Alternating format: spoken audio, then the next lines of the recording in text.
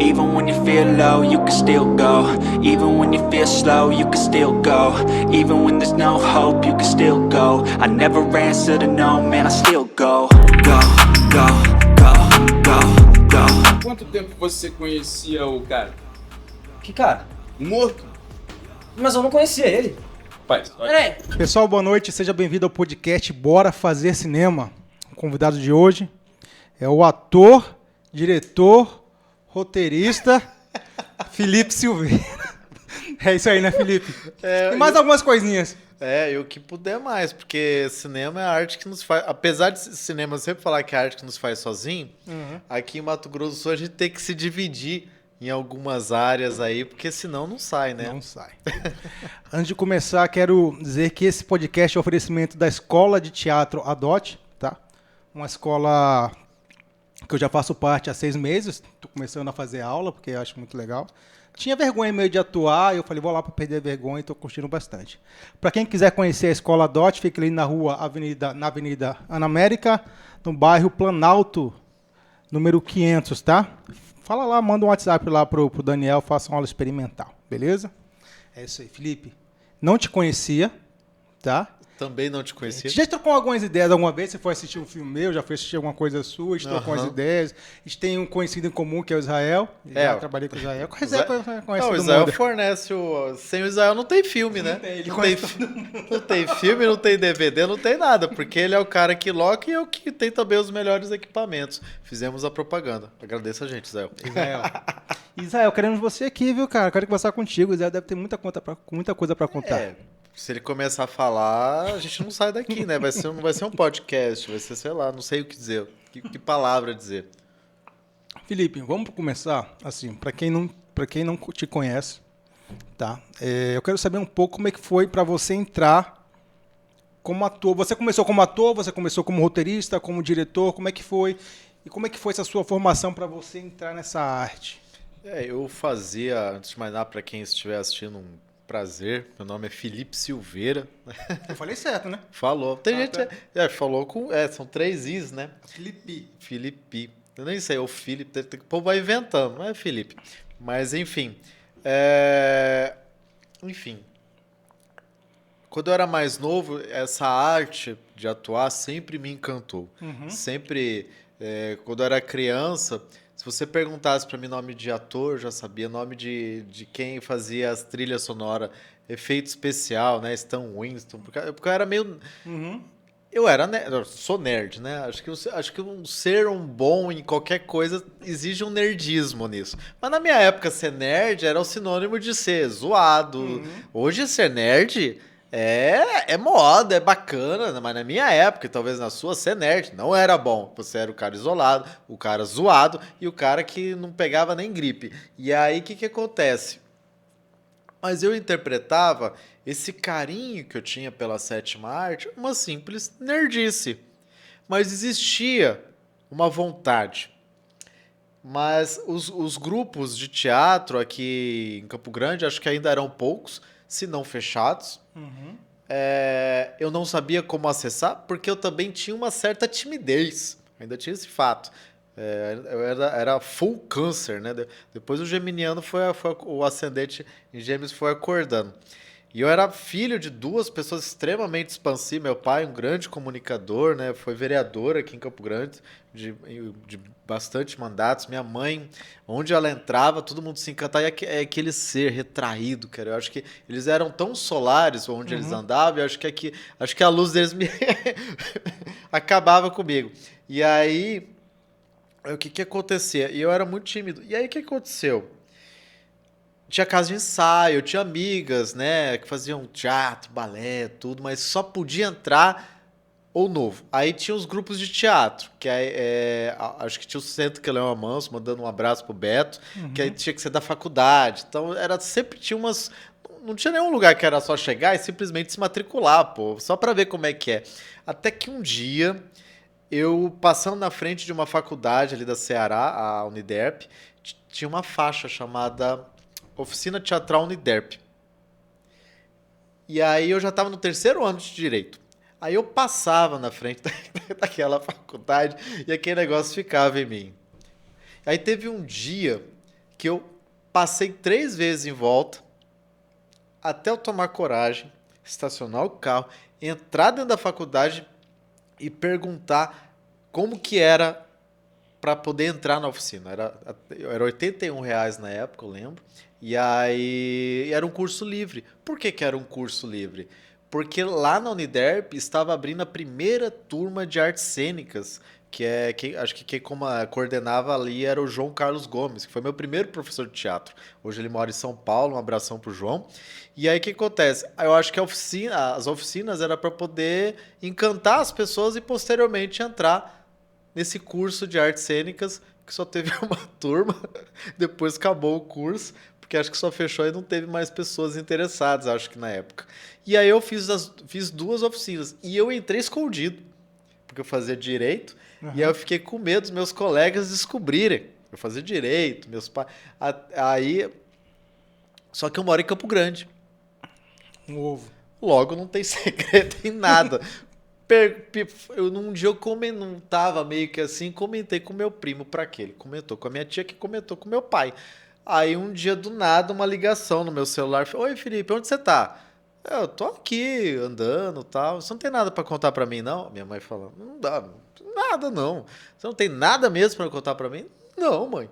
E aí eu cheguei em casa. E ela falou, e aí, Felipe, que você fez hoje à tarde? Ah, tava andando, fazendo umas coisas, né? Você não vai falar pra ela que você tá fazendo teatro? Ah, isso! Ah, isso é curso que eu tô fazendo e tal. E meu pai ficou olhando. Pô, que legal, é pra te ajudar no direito, né? Porque ser um advogado é, antes de tudo, uma arte né? Pra usar no tribunal de júri, Tem não que é? ser eloquente, Né, falar tal. É pra dos isso, não é, doutores. filho? Aí eu... Aham.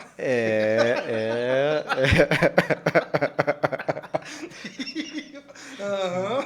Aí meu pai virou pro meu irmão, você tinha que fazer também, Henrique. O meu irmão, hã? E o que acontece? Quando eu fiz a primeira aula de teatro, eu senti o que eu não senti em 3 anos de direito. Falam que o bichinho da arte foi lá e picou. Caramba, foi na primeira aula, pô, isso é muito legal. E aí... E eu continuei a fazer meio que esconde, só que meus colegas de direito descobriram, não tem como, acaba descobrindo, né? Na época era a novela América que estava acontecendo, aí começaram a me zoar, dizendo que ia fazer novela, e ia ser o coletor de sêmen do Touro Bandido. Cara, ó, minha turma de direito não era direito, aquilo era um esquerdo caindo ali, porque era uma turma meio fora de série ali só tinha louco, realmente... E aí, só que aí eu me formei. E aí eu falei para os meus pais que eu queria aprofundar mais. Só que na cabeça dos meus pais, tá querendo bagunçar, o menino deixou de ser tímido agora, quer zoar, tal, vamos ver o que ele quer fazer. Só que aí um dia eu fiquei pesquisando e eu falando que eu queria. Eu já tinha feito outras oficinas de teatro, eles estavam vendo que eu estava me movimentando. Aí um dia meu pai, não me esqueço, falou, e aí? Você não vai? Vai o quê? Você não quer estudar esse negócio de teatro? Cadê? Eu não tô vendo você se movimentar. E aí... E aquilo foi o momento mais precioso para mim. Só que na cabeça dele, ainda assim, era, acho que talvez uma maneira de, sei lá, de descobrir alguma coisa que nem eu sabia. E aí, uma amiga minha é prima da Cássia Kiss, que mora aqui em Campo Grande. Morava, né? A Ingrid Beatriz. E aí eu e um amigo chamado Eudalik, que é um outro ator, que hoje ele é vocalista da banda Alziras. Já ouviu essa banda? Puta, aquele guri ele é muito bom. E ele é um grande talento como ator também, mas hoje focou mais na música. E aí a gente foi para São Paulo. E a Ingrid mostrou, a gente foi conhecer as escolas.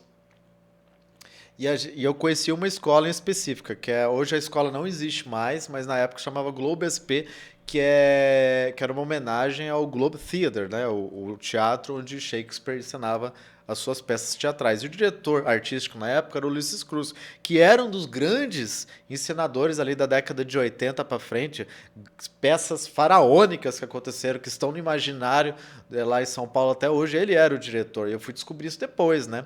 E aí ela me mostrou a escola que estava novinha. Eu fui lá, conheci várias, Wolf e tudo, mas aquela escola, acho que talvez pela Ingrid estar lá, de ter pessoas que até vi gente de Campo Grande que estudou lá, eu acho que para eu não me sentir tão sozinho, talvez eu fiquei com aquela... E aquela escola tinha uma coisa na cabeça, que os melhores alunos fariam parte de uma companhia. Puta, aquilo ali era bem interessante.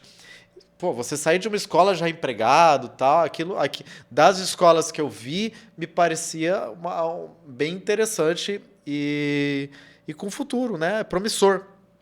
Mas, assim, várias escolas deixam de existir, é normal. Ou outra escola absorve. Acho que a Newton Travesso absorveu a escola do Globo depois, porque acho que cada um vai seguindo o teu rumo, né?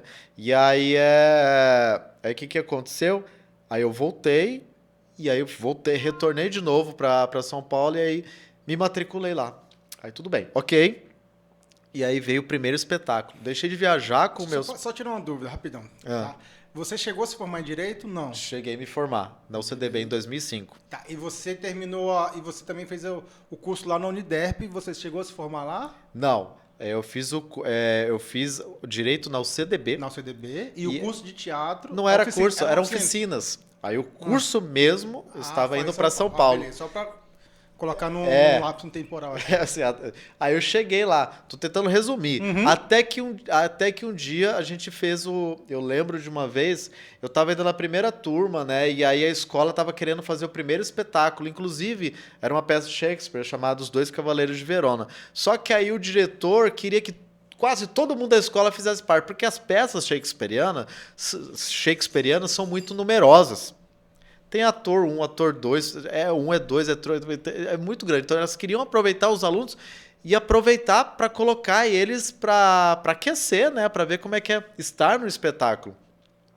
E eu lembro de uma vez, e minha turma eram pessoas muito bonitas. Aquela escola, as pessoas eram muito bonitas, né? Era uma época que a televisão e outros meios de comunicação aproveitavam pessoas, tipo, modelos que viravam. É diferente de hoje, que as pessoas querem pessoas com, sabe, cara de gente mesmo, pessoas com caras marcantes. Você via, eu lembro que uma vez até fui numa agência, Felipe, eu não sei dizer, acho que se uma vez você for fazer novela, Felipe, um autor vai ter que escrever para você. Por quê? É que você é diferente. Eu sou feio? Não é isso que eu quero dizer. É porque assim... Existe um padrão. Ou você é branco, você é loiro, você é negro e tal. E você, eu não sei dizer, você é meio misturado e tal. Então vou ter que ser amigo de todos os autores. Provavelmente. Pô, claro que era uma outra época. As paletas, né? Não tinha as misturas, né? Voltando pra escola, e aí eu lembro que na época era todo mundo muito bonito, e eu era o mais ou menos ali. E eu sempre gostei de me enfeiar, né? E a pessoa que é bonita, às vezes tem uma certa dificuldade de se autodestruir. E mesmo tentando se autodestruir, ainda continua bonito, né? Então eu chegava e aí você tinha que construir alguns tipos para fazer parte daquele espetáculo, mesmo sendo protagonista. Enquanto todo mundo fazia, mulheres faziam mulheres fatais e os homens fazendo homens fatais, aí eu cheguei, botei meu cabelo todo pra frente, eu tinha comprado um óculos, botei um óculos assim, aí eu cheguei com um guarda-chuva que você aperta e levanta. Aí eu cheguei assim, tropeçando, todo mundo começou a dar risada, aí eu fazia micagem. Toda vez que eu via uma pessoa bonita, eu apertava e esticava o meu negócio, né? Então, e todo mundo já, pô, finalmente aqui, né? Alguém tá contando uma historinha. E aí, inclusive isso virou elogio. Eu nunca tinha visto o diretor Ulisses Cruz, pessoalmente. Ele chegou para analisar o espetáculo, que estava sendo dirigido por ele, pelo Riso, e aí quando ele viu, ele falou, eu só tô vendo... Claro que depois todo mundo, mas na época ele assistiu primeiro o elenco principal e depois ele separou o elenco principal e do pessoal que fazia o coro, a gente chama de coro, todo mundo que compõe ali, que às vezes não tá com o diálogo, mas ajuda a contar a história. Mas a gente tinha que contar uma história sem poder falar, né? Quase uma pantomima, né? Então aí ele falou, olha, eu só tô vendo duas pessoas contando história aqui, que é o Felipe e o Rafael. Naquela hora, caramba, ele sabe meu nome, né? Aquela coisa toda aí, não, ele perguntou tudo, aquela coisa. Foi bem legal. E aí meus pais foram assistir o espetáculo. Aí quando eles assistiram, aí eles viram. E aí eles viram que era sério. E aí eles começaram a ver os outros. Então eles descobriram que realmente eu não estava indo querendo fazer um lazer em São Paulo, querendo uma aventura, que eu realmente tinha apertado o reset na minha vida. Eu deixei de viajar. Pô, eu morei em São Paulo, eu não ia em balada, as melhores baladas, eu não deixava de fazer nada, porque eu tinha a consciência, talvez pela maturidade de já ter feito uma faculdade, porque você vai lá, muita gente lá na escola, às vezes muita gente era o primeiro curso na vida, né? Então eu cheguei lá com uma ânsia de querer saber. E você envelhece até hoje. Cá estou com 40 anos e eu descobri que não adianta você estudar, você vai estar morrendo, aprendendo. Não existe um ator perfeito, porque a cada trabalho é uma construção. Eu até cheguei a ficar... Eu ficava no apartamento, Davi, eu não saía de lá. Era lendo, era estudando, criando cena, sei lá o quê, papapá. Aí tinha professor que dizia, Felipe, eu acho que você vai levar jeito para ser diretor. E eu falava, não, eu quero ser soldado. Gosto de ser soldado. E aí eu voltei entre cursos, tal, transitando experiências de teatro, cinema, com o cinema independente, TV, às vezes, porque a USBT tá lá, para você fazer novela, as participações que eu fazia em novela era quando eu passava no Rio. Aí descobriam que eu tava lá e me chamavam. Eu falava, mas você pode me ligar na hora, você pode me ligar e eu venho, São Paulo. Ah, mas a gente tem que dar prioridade para quem está aqui no Rio. Fica difícil... Ficava difícil na minha cabeça me movimentar toda a minha vida para outra cidade pensando em que meu telefone tocasse, sendo que eu já tinha meio que estabelecido em São Paulo. Então, bom, se vocês quiserem, eu vou. Aí, sempre que rolava, o SBT me ligava. O problema é que o SBT, naquela época, eu só fazia novela infantil. Essa com a minha cara de vilão, eu ia, sei lá, o que sei, o bicho papão. Então, Chiquititas. Então, Carrossel, Cúmplice de um Resgate. Uma vez eu fiz essa Cúmplice de um Resgate, a minha cena era com a Larissa Manoela. Aí eu achava que ninguém assistia. Me enganei. Porque o que apareceu de tocar no meu telefone, Felipe, você não... E a criançada assiste. Nossa, eu achava que quase ninguém assistia essas novelas infantis, além das crianças. Mas elas assistem e avisam os pais, né? Então foi bem divertido. E aí, em 2012, eu retorno para Campo Grande. E ali eu fiquei com uma vontade nova de me experimentar numa outra possibilidade. Que eu acho que você vai perguntar, mas qual que é? De dirigir. Eu já gostava de fazer tudo, mas você nessa... só para eu... Desculpa te interromper. Você já escrevia quando você estava lá em São Paulo, você falou que criava, tal, mas você roteirizava já ou era só coisas para você, exercícios de atuação? Ou era... A gente tinha, inclusive, um grupo de cinema lá em São Paulo. Eu tinha criado... eu não tinha criado, mas tinha um curso lá e a gente acabou se reunindo. Isso aconteceu no Wolf Maia, isso aconteceu em outros cursos. Você já fez um monte de curso já. Eu sou... Então, é aí que estava a minha preocupação, Davi. De não me tornar um ator de curso. Porque tem muito ator de curso. Chega uma hora que você quer ser o ator da vida. Mas só que o ator... Meus mestres sempre falavam que eu era muito expansivo. Que eu era muito teatral. Mas não como isso sendo ruim. Mas para você fazer cinema, você entrar numa energia teatral, exigia que eu sempre estivesse estudando cinema e interpretação. Porque bastava um negocinho para eu já estar macro. Não tô falando que ia ser novela mexicana, mas assim, a minha expressão, o olho e tudo, ficava muito grande. E aí isso já começa... No cinema, para quem não sabe, assim, como o Espírito já me falou, tá? É tudo mais contido, né? Não é negócio mais aberto que você precisa ocupar o palco, né? Ou a voz e tal. A não ser dependendo da proposta. Você vai fazer um vaudeville, você vai ser exagerado, vai fazer... Depende dos fios, de cada proposta. Só que eu sempre estava buscando esse lugar de fazer bem nada. E a gente, cara, joga fora. Que era o lance. Mas eu tava com medo de virar um ator de curso. Fazia lá os trabalhos, mas eu toda hora trabalhando. Aí eu venho para Campo Grande. Mas, respondendo a sua pergunta, eu já escrevia. Só que meus roteiros eram muito macabros, tudo terminava... Enfim, sempre... Ainda eram exercícios. Ainda eram exercícios, né? Eu até queria criar um grupo, na época estava tendo o boom de conteúdo para a internet. Lá por 2011, 2012. E eu queria, inclusive, com os meus antigos colegas, formar um grupo, vamos fazer curso, achando que ia ser fácil. Mas, assim, era possível.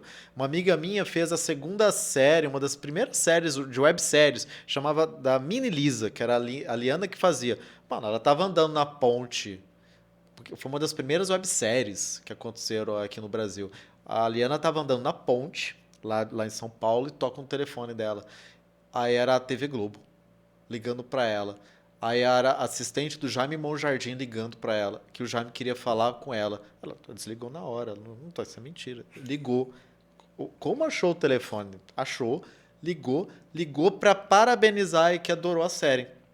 Era uma série super simples, a vida como ela é, mas de duas amigas orientais explorando um lado oriental de São Paulo, que fica lá na Liberdade. Mas da menina de 15 anos que queria encontrar um amor, perder a virgindade, aquela coisa. E ele ligou para ela para parabenizar. Então, você vê que quando quer, acham a gente. E aí E eu queria explorar essa coisa, mas você precisava de gente, aquela coisa. E eu também queria isso, queria aquilo, meio já acordando meu lado geminiano.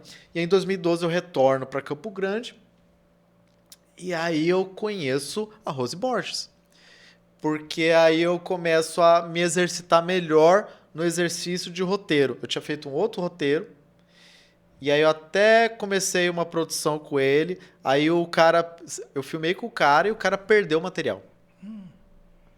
Aí acontece, não, roubaram, diz que quebraram o vidro do carro e levaram a câmera e levou. Só que eu interpretei aquilo como um sinal. E aí eu escrevi um outro roteiro. Eu escrevi um outro roteiro de um dia para o outro, que era um filme que era o filme que ia me levantar, que ia me mostrar um caminho, que era o Florista. Muito bom. E aí eu escrevi o Florista, e aí eu fui juntando, através da Rose Borges, ela foi me apresentando as pessoas do audiovisual de Campo Grande. E aí eu juntei essas pessoas, fiz o filme, mas o objetivo do Florista era ele ir direto pra internet, porque era a época do Porta dos Fundos. Nossa, quanto tempo já tá o Porta, né? Era pra colocar na internet, eu queria fazer um curta pra colocar na internet, só que aí a gente foi vendo o curta, e eu fui vendo o filme, pô, tá ficando bonito isso aqui, tá ficando legal, naquela época, né, ainda tendo a transição, né, ver aquela Canon, né, o povo ficou encantado na época com as possibilidades, né? Com a DSLR, né? Com a Mark II. Hoje não quero. Sai daqui, né? Agora você quer de Black Magic pra frente, né? E aí, mas na época, o que aconteceu? Aí eu filmei, a gente editou, e aí eu comecei a chamar amigos de São Paulo pra me ajudar. Aí eu chamei o Rafael Aguirre pra fazer a trilha, e a Raquel, uma amiga, pra fazer a animação de abertura. E aí aquele curta foi ficando bonito. Você lembra de qual foi sua equipe? Foi você e a Rose, mas quem? Só um parênteses, a Rose também me ajudou muito quando eu fiz o meu filme, o primeiro edital, ela fez a produção executiva, ela me ajudou muito. Agora eu não sei se foi ela que me apresentou o Israel ou foi o Israel que me apresentou ela, mas eu conheci os dois assim na mesma época. Assim. Eles são muito próximos, eles trabalhavam juntos, quiçá. Não acho que o Israel fez a faculdade, mas eu acho que... Não, o Israel não fez arte. Quem fez arte foi a Rose. Mas eu acho que eles trabalharam juntos num lugar chamado Portal. Depois o UOL comprou e foi crescendo, o Portal Educação. E ficaram amigos, né? Eu acho que é dali. Mas já se conheciam. Eu acho que eles já se conheciam. Não, o Israel já conhecia a Rose. Agora eu não sei quem me apresentou quem. Só sei que eu conheci os dois. Né? Possivelmente foi o Israel. Porque se você conhece o Israel... Mas o Florista, a minha equipe... Eu escrevi o Florista de um dia para o outro. E eu tinha um equipamento ali para filmar, eu não tinha muito tempo. E aí, o que eu fiz? Eu chamei meu primo para fazer o skinhead, só que aí no roteiro, meu primo não é ator, então eu escrevi lá de um jeito para ele só sofrer. Sofra. Aí eu criei a história do curare, que é um veneno que existe mesmo, você vai sofrer porque você não sabe atuar, então você vai só sofrer. E ele era lutador de jiu-jitsu, eu tenho quase 2 metros mesmo, então o guri é grande, hoje é tenente e tal. E aí aí eu chamei a Lisandra. A Lisandra, na época, antes de passar pela transição, se apresentava como drag queen. E aí eu fiquei pensando, eu tenho pouco tempo. Aí eu liguei pra Ingrid. Ingrid, você conhece alguma drag queen? Porque a drag normalmente já atua. Mas não... Aí eu liguei, falei com a Lisandra, olha, eu não gostaria seria uma travesti. A personagem. Então não é uma drag e tal, tal. Não. E ela ficou encantada, tal, topou fazer. E aí fiz esse choque, aí foi rolando as parcerias, né, com outras produtoras, e aí a gente executou. Esse aí foi sem edital, você foi tipo assim, você bancou. A gente. O que acontece? Era- Na verdade, banquei porque normalmente eu fiz vários filmes independentes. Meu primeiro filme com edital foi só o Vampiros. Eu já tinha feito Florista, Irmãos de Alma, já tinha feito. Meu pai que pagou, mas foi o Curta Ser Saudável. Acho que eu já tinha feito 1 ou 2 outros curtos também. Por quê, Davi? Eu acho que antes de você acessar dinheiro público, você tem que se preparar. E eu não tinha currículo. Uhum. Por que queriam me contemplar? Nem eu me contemplaria. O cara não sabe. Por que eu me Muito bom isso aí. Então, nem eu me o cara, porque eu sou empresário também. O cara chega, você não pode chegar com sonhos. Eu quero, não, me mostra uma coisa aqui. Paga o preço, né? Não, não dá. Aí eu cheguei, não, vou fazer vários. Eu fiz o Florista, Davi, achando que já estava pronto para um longa. E aí eu percebi, eu não só achei que estava pronto, como eu escrevi um longa. E aí eu parei, não, preciso sofrer mais. E aí continuei fazendo mais curtas, e aí eu só fui ser contemplado em edital pelo Vampiros. Ficou muito bom esse filme. Aí eu executei esse filme, e depois de lá eu comecei. Aí fui proponente de um filme, eu fui coprodutor de um filme chamado De Tanto Olhar o Céu Gastei Meus Olhos. Depois eu vou... As pessoas olham pra mim, Felipe, tem um monte de filme e tal, mas, cara, eu não tenho tantos filmes que foram contemplados, né? Então, fazer filme você demora muito mais para fazer do que executar, né? Esse dia me perguntaram, fizeram as perguntas, quais são os próximos projetos, né? O grande problema, quando você também é ator e você se torna produtor, que você fica muito mais no escritório, por anos, até dar o ação. Claro que agora eu estou filmando meu primeiro longa, que é o Até o Fim. Até o Fim. Quando acabar, eu vou chamar Até que Enfim. E aí o Até o Fim, ele atravessou pandemia, uma lei que foi revogada pelo... FIC? Não, Foi FIC, a lei do... Agora é um momento bom para agradecer os apoiadores, né? Então, o Até o Fim... O que acontece? Aqui é muito difícil você realizar um longa-metragem pelos editais que nós temos atualmente. E aí o que acontece? O Até o Fim demorou muito para ser feito porque eu tinha essa consciência que ia ser uma captação muito lenta. Porque eu fui contemplado em primeiro lugar no FEMIC, em 2019, depois eu fui contemplado no FIC. E aí eu coloquei, aí fui tentar, mas mesmo assim não dava. Eu já sabia que não dava. Se você falar que consegue fazer um longa com 300 mil, você não consegue. E aí eu coloquei o filme na lei de incentivo fiscal. Só que aí, pandemia.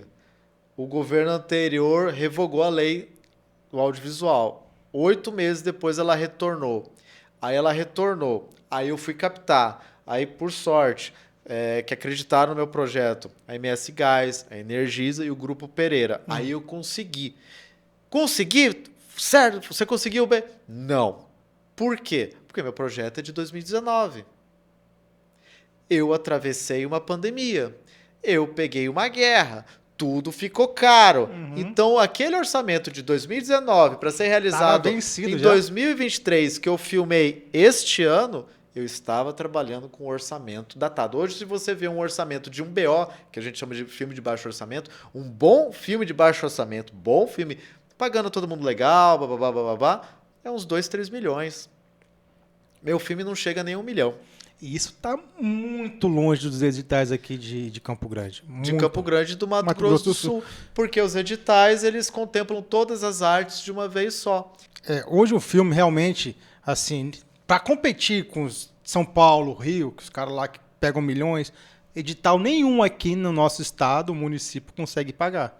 Porque aqui, por exemplo, pelo que te tem acompanhado, o máximo que eles estão pagando o quê? Se o projeto for muito bom, 200, 150 mil? Tem os limites, né? Tem os tetos, né? E aí fica meio impossível. E aí vai da sua perseverança, sabendo que, né? Sabe, ô Davi, vai muito do projeto. O que torna o roteiro caro? O que torna um projeto caro? Primeiro, é o roteiro, a história. Você não vai contar uma... Eu fico...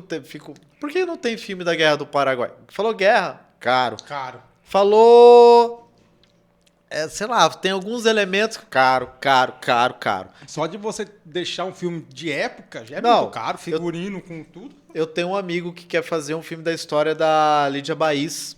Caro. Vai ser caro. Só se for um filme metalinguístico e tal, sei lá, enfim. Mas assim, é muito caro. Não tem como fazer um filme de época aqui sem gastar uma... Eu acho que você consegue fazer se for uma coisa muito fechadinha e tal, mas é caro por natureza. Porque meu filme acabou... O meu filme, por exemplo, na história dele, a família dessa mulher, da protagonista, que é interpretada pela Cynthia Hussey, nesse roteiro escrito pelo Sérgio Virgílio, depois eu entrei, e a Cynthia também, porque eu gosto de trabalhar, para mim o roteiro, ele sempre é uma linha. Isso eu aprendi com meus mestres. O roteiro é a linha, depois você preenche. Nem sempre o que está no texto vai caber, às vezes, na boca do ator. Nem sempre o que, às vezes, você escreve, na hora você vê que dá certo. Às vezes você escreve um negócio, a luz não vai dar, e a gente trabalha com orçamento, não posso esperar. No roteiro tinha chuva, eu abri mão da chuva. Daí acontece. E aí tinha uma coisa na história que a família dela vivia um pretérito. O pai dela mora numa casa que era lá do bisavô. Então eu levantei essa casa. Com cenografia. Então Madeira? Tem que ser madeira, porque pela lei, você não... Imagina, ia ter gente... vou contar uma história de uma casa na beira da praia, ia ter cineasta levantando uma casa na beira da praia e ia ficar com ela depois, né? Mas é tudo cenografia. Que dá pra desmontar depois. Dá pra desmontar. Mas assim, eu aproveitei... Eu encontrei uma casa... que tinha assim um ar antigo, aí eu repaginei a casa com cenografia, que foi feito pelo Patrick, depois entrou a Larissa, depois entrou toda a equipe dela. A Larissa Anzatoi é famosa por fazer filmes de terror. Ela é daqui? Ela é daqui, até conversei com ela hoje. E aí ela veio com a Palmira e outras pessoas que trabalham, porque assim, eu gosto de trabalhar... Eu queria trabalhar com as pessoas, mas elas queriam trazer as pessoas de confiança dela. Então, eu quis chamar essas pessoas para todo mundo se sentir tranquilo também. E aí ela levantou lá, e a Larissa, eu entendo isso, a Larissa é formada em arte, então elas foram construindo o desenho dessa casa que eu fui falando. A gente foi descobrindo a cor, tudo, a gente se apropriou de coisas que também já tinha na casa. A casa, por exemplo, era toda azul. Pô, vai ser tudo azul aqui então, porque antigamente era isso, era azul. Mas de quem era essa casa? Essa casa... Ela era ainda da família Nash. Essa é uma casa que está dentro de uma fazenda dentro de Campo Grande. E aí eu levantei. Mas a história, não vou falar muito, então quebra a magia, né? Não, porque não dá spoiler do seu filme, não. Na verdade, não é. Na verdade, é a magia técnica, né? O que é Hollywood, o Projac e estúdios na Europa tem em comum? Ninguém filma. Você levanta as casas, você filma interno, depois você vai para fora. Porque senão não tem como. Então o resto é magia. Então eu peguei essa ideia de fazer o cenário aqui, porque eu montei o cenário, com o cenário aqui, a equipe grava aqui e volta para casa tranquila. E come, tal, vê família. Então essa era a ideia. Mas mesmo assim foi... Como era o meu primeiro longo, eu sabia que eu ia sofrer. Inclusive, perdi a visão durante o filme, porque eu tenho uma doença. Eu sou PCD, descobri que eu sou PCD desde o ano passado, porque eu sou monocular. E eu sofro de uma doença chamada retinopatia serosa central. Então, se eu ficar muito nervoso, se eu tomar corticoide, se eu emano um líquido, dilata as veias dos meus olhos, e esse líquido afasta a minha retina. Eu sou monocular porque só um olho presta. Esse aqui, quando eu perdi meus pais em 2017, que foi quando a doença veio, aí eu acabei esse olho foi pro beleléu. E aí hoje eu sou um ciclope, né? E ainda dirigir, escrever tudo com um olho só, que ainda tem que estar sempre lutando para não perder, é sempre um grande desafio. É. E aí eu chamei e aí eu tenho uma amiga também que está no meu elenco, no elenco não, que está na minha equipe, que é a Aline Rezende, ela também é PCD, porque ela tem distonia e tal, então ela sofre algum... Só que eu sempre brinco que, tipo, brinco não, eu falo que acho que a arte me ajuda a me curar, mas também eu tenho que ter cuidado para ela acabar comigo, porque eu fiquei muito ansioso na época, eu comecei a perceber que minha visão estava fraquejando, e aí eu percebi que era esse estresse mesmo, dessa coisa de querer que tudo dê certo, que sei lá o que, tava me fazendo perder minha visão. Dirigir um filme não é fácil. Não é fácil, e um longa eu já sabia. Não adianta você entrar num longa e tratar esse longa como se fosse um curta. O Florista eu fiz com entre 4 pessoas, 5 no máximo, sabe? Os curtas, agora um longa é muita gente envolvida. O Israel, que trabalha comigo, ele se recusou e tá certo, não pode dividir tarefa. E apesar de muitos do filme mesmo assim terem dividido algumas tarefas. Tinha que ter equipe, tinha que ter, senão a gente volta muito acabado para casa. E aí e a gente se colocou na cabeça que a gente ia tentar chegar o mais perto possível do melhor que a gente pudesse de um profissionalismo para poder, mas a gente ainda tem muito não estou falando que não deu certo. Cara, as imagens estão lindas, tal, agora a gente vai para a segunda fase de filmagem. Não matei o filme inteiro porque choveu simplesmente de janeiro até abril. Aí tive essa pausa. Aí eu fui pedir um redimensionamento para a Ancine. Por quê? Exatamente, porque o meu edital estava datado. Então eu preciso de um redimensionamento para poder terminar meu filme. Porque hoje uma pós-produção é caríssima. Então, com esse redimensionamento, eu vou poder acessar uma pós-produção de uma forma mais tranquila. Aí agora tem a Lei Paulo Gustavo, que apareceu no momento muito oportuno, e vou continuar. E aí ainda vai ter um espaço para alguma empresa que se interessar para poder entrar. Cara, não sei se você pode falar isso, mas o que? Esse filme vai custar o quê? Quase $500 mil? Não, ele vai custar quase $1 milhão. Caramba, velho. Quase $1 milhão. E a gente tá falando de um filme que não vale. Na verdade, eu tô me esforçando, Davi. Porque hoje eu olho o roteiro, esse filme para ficar bom mesmo, sabe? Chegar tranquilo, tal, sabe? Gravar entre 2, 3 meses, tranquilão, seria nos dias de hoje uns 2, 3 milhões. Sabe? Gravar mesmo, sabe? Mas a gente não tem ainda ainda falta muito, né? Você olha os editais de São Paulo, Rio, você vê quantos milhões. Mas, nossa, é muito. Não é muito. É porque tem muito pra gente que tá aqui. Mas Porque a gente não vive a realidade lá, né? É que assim, tem muita gente que tá trabalhando. Aqui a gente ainda a gente divide as tarefas. Às vezes você pega o cara que tá ali, o cara que sai dali, o cara é o logger, vira isso, vira aquilo. Se eu tivesse 3 milhões, eu ia ter todo mundo uma atividade só e acabou. Aí todo mundo tem que se dividir aqui. Eu tava falando com o Hélio foi meu primeiro entrevistado. Entrevistado não, conversa. Ele é professor lá do ADOT. Aí eu falei, Hélio, cara, deve ser muito difícil ter um set assim, controlar 50, 100 pessoas, cara. Se o set chega a isso, não? 50 pessoas? Chega, teve dias que chegaram.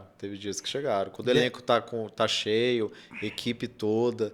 Mas esse foi um filme que eu respeitei muito o tempo das pessoas também. Porque, por exemplo, a gente não tem uma indústria aqui. E o que essas pessoas que estão fazendo que não estão em indústria? Elas têm o segundo trabalho. Então, tem professoras. Não vivo disso. Então, tem professores, tem, sei lá, cantoras, sabe? Tem muita gente que está fazendo outras atividades e o meu filme é engraçado, porque meu filme acabou sendo... Essas pessoas tinham que estar... Eu não quis que elas deixassem de fazer, também eu não tinha as pessoas que eu precisava para estar comigo, porque tem o perfil também no meu trabalho. Não é porque eu tenho aquela pessoa, eu queria trabalhar com pessoas que eu conhecia no mínimo, mas depois eu fui conhecendo outras pessoas, tal. Eu trouxe pessoas de fora também, eu trouxe o Rankin Tans, né? Para fazer o som, porque é ele que vai fazer a pós-produção do meu som, e a gente vai para um outro momento do filme, que é pós-produção. É muito difícil. Isso, agora eu estou falando de uma forma, não é querendo menosprezar nenhum técnico de pós-produção no Mato Grosso do Sul, porque isso acontece no Brasil inteiro. Quase todo mundo finaliza seus filmes em Rio e São Paulo. Você faz a produção, mas finalizar, você às vezes finaliza, sabe, dá aquele toque final. É uma mixagem, ou lá no Sul, né, tal. Pernambuco talvez que já tenha tudo, né, porque lá realmente é bem O forte. Nordeste tem avançado bastante. Avançou bem. Mas, por exemplo, eu tenho vários amigos que finalizaram na O2. Eu tenho vários filmaram em suas terras, mas tipo, amigos que filmaram em Cuiabá, 2 longas, mas finalizaram na O2. Ou sabe? Faz parte do processo. Ué, eu tô aqui estou no estúdio. Você faz som 5.1? Não. Então, por que precisa de um som 5.1? Não tem que ter várias caixas, tudo mais, uma coisa toda técnica?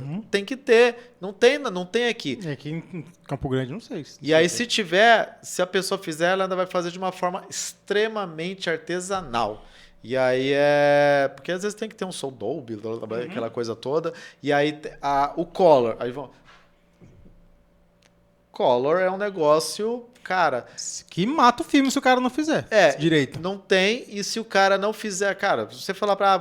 Cagou o filme. O cara enche de loot e vem aqui falar pra mim que fez Color, toma banho. E aí É uma ciência. Color Não, grade é uma Color, ciência. cara, eu sentei do lado de pessoas ali, os caras ficam com 3 monitores, eles fazem isso com o diretor, tudo tal. Então, só que, demora, mas assim, e a máquina dos caras voa. Então, se alguém fizer um color aqui, pode até fazer. Só que a máquina, imagina, ele vai ter que ficar muito tempo com o meu filme, e aí às vezes essa pessoa não vai ter esse tempo para mim, porque ela às vezes não vai compensar o valor que eu vou poder pagar, e ela prefere fazer outras coisas, né? Então agora se você vai lá num lugar cuja especialidade é color, então não vou ter nenhum problema, porque eles já estão azeitados, então eles vão Mas fazer. você vai ter, para esse filme, tá? Que é um filme fora do padrão de Mato Grosso do Sul. Não sei se eu já vi um filme com um orçamento tão alto quanto esse. Eu acho que não. talvez os filmes do Joel Pizzini, talvez, né? Porque o Joel, ele tem uma produtora mais antiga aqui, né? Eu acho que talvez tenha alguns.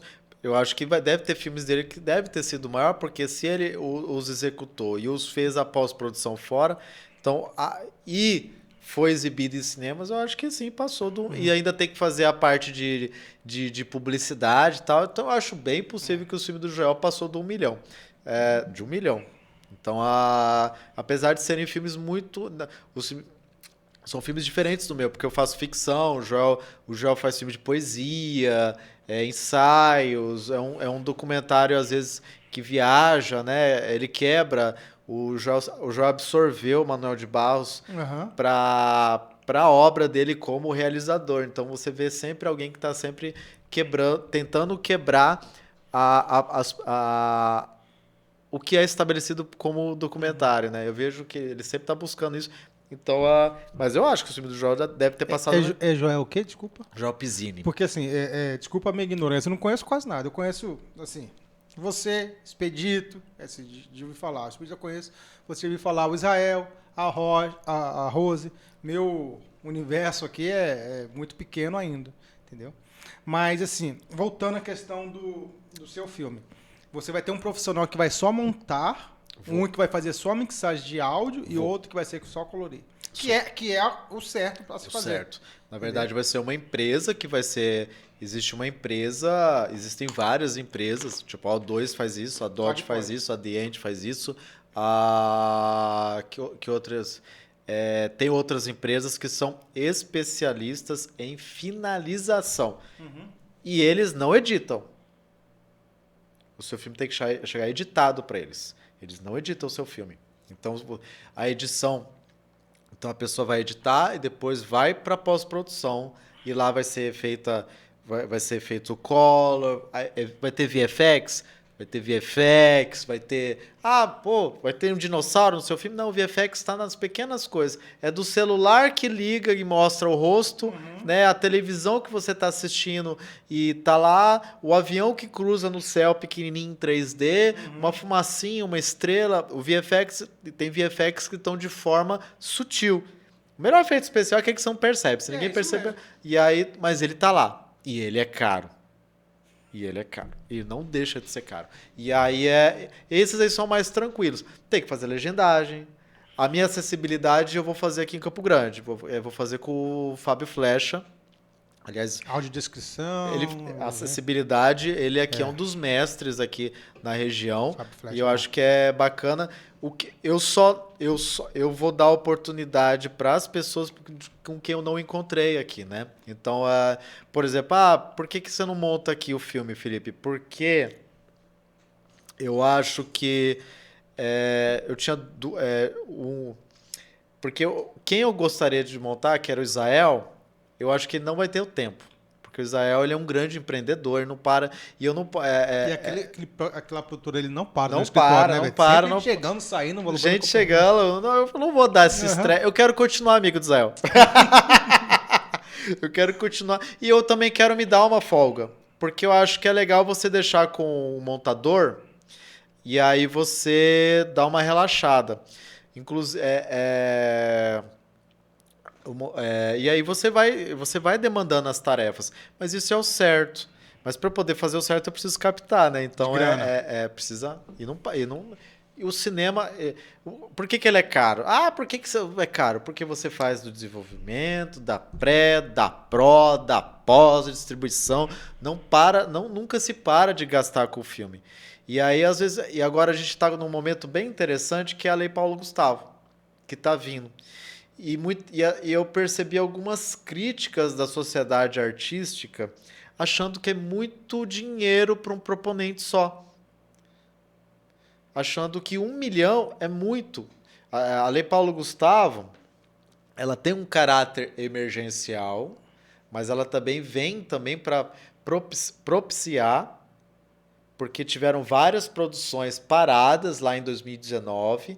Se você olhar o Diário Oficial, inclusive um dos meus filmes está lá, um monte de projeto. Tudo parado. A O2, eu falei com a O2, Felipe, igual o seu filme tem um monte. Tem um monte de projeto com orçamento datado que está precisando de ajuda para terminar. Inclusive, a O2 a gente está fazendo inclusive um preço especial para esses projetos. E aí, o que acontece? Como eu disse, um filme de baixo orçamento hoje, tranquilinho. Olha, eu vi esses dias um trailer de uma comédia do... Eu não consigo falar, né? Exum, né? Enfim, ele tem esse nome. Ele não é daqui. Mas o filme foi rodado no Sul. Era uma comédia. Você olhava o trailer tranquilinha, nada muito fora... Tranquila, né? Tinha lá um ou outro ator que acho que era do eixo Rio-São Paulo que fez. Mas era uma comédia rodada no Sul. Aí eu... fui olhar o orçamento, sem querer, porque no site mostra às vezes o orçamento. 7 milhões. 7 milhões. Não, em uma comédia que não foi rodada em São Paulo, no Rio, mas foi rodada no Rio Grande do Sul. Então, 1 milhão é muito. Cara, esse 1 milhão vai voar. Vai voar. E aí, o que acontece? Não. E vira fumaça, mas depende sempre da história, né, Davi? Você não vai contar uma história de um dinossauro com 1 milhão, né? Você não vai contar uma história de guerra com 1 milhão. Vai querer um helicóptero no seu Né? Ainda aqui você consegue, porque às vezes aqui o pessoal é parceiro. É perigoso você conseguir um helicóptero aparecer na parceria. Você bota o nome da minha empresa? Bota, aí ele vem. Agora, se o helicóptero for 3D, aí o bicho pega. E aí, o que acontece? A gente tem um despreparo, não é que é um despreparo, uma falta que eu sinto aqui, que cara, todo mundo quer fazer filme de bang bang, tem sempre um tiro. Eu não consigo. Aqui a gente não tem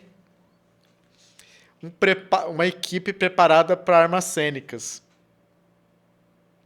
Igual um Farjala, que é lá no Rio, eu acho, sabe? Para ter a arma, para ter um preparo, para ter... No meu filme, tinha arma e a gente teve que fazer umas magias, mas assim, respeito até do que aconteceu lá com o Alec Baldwin, né? E aí, Então você tem que estar com uma equipe. Se eu não tinha essa equipe, então você tem que fazer umas magias. E nem sempre que você vê, tem um som de tiro, então acabou, você não precisa mostrar exatamente, né?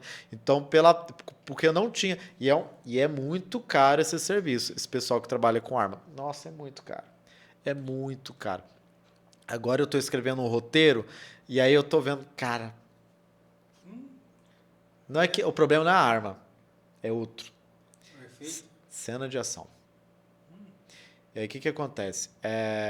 Eu tenho uma conhecida, a gente sempre se curte, e eu liguei para ela esse fim de semana. Aline, acho que chegou a hora.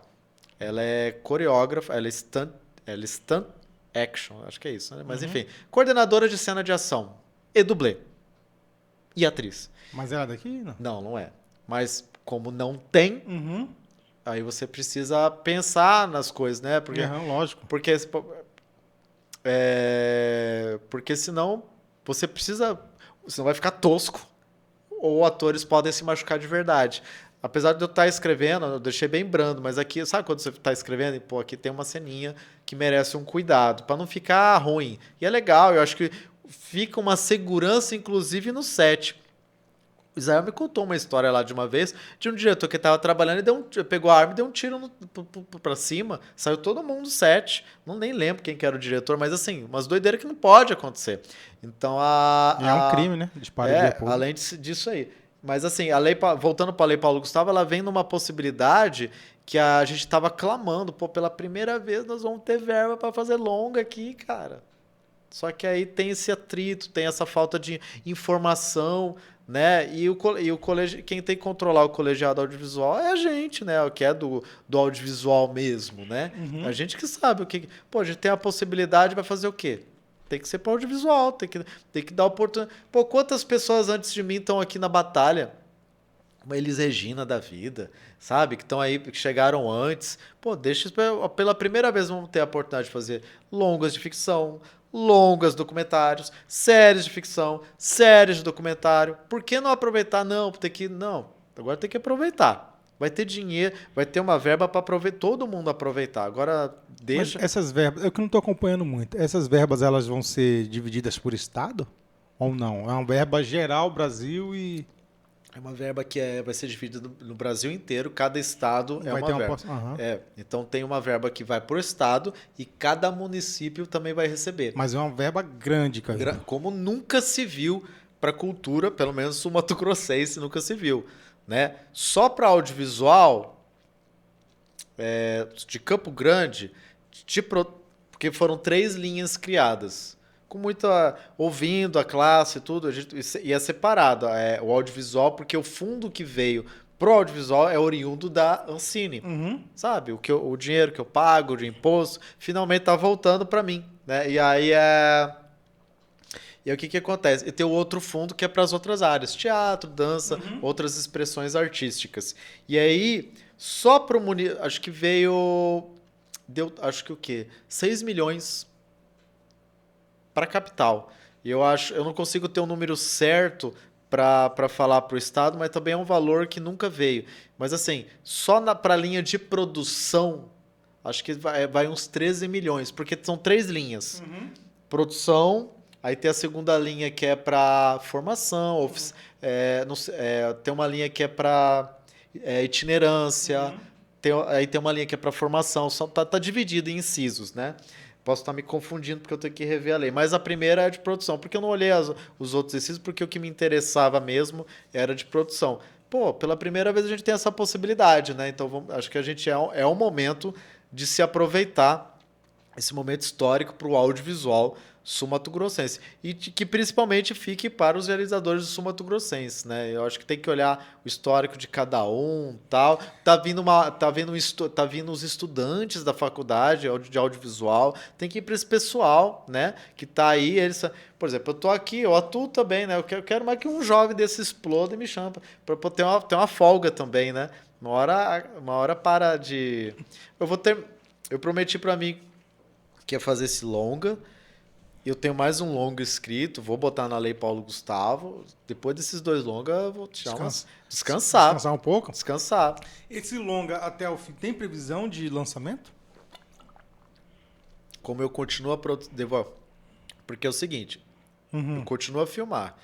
Finalizo eles ano que vem. Aí eu tenho que estudar qual que é o melhor momento.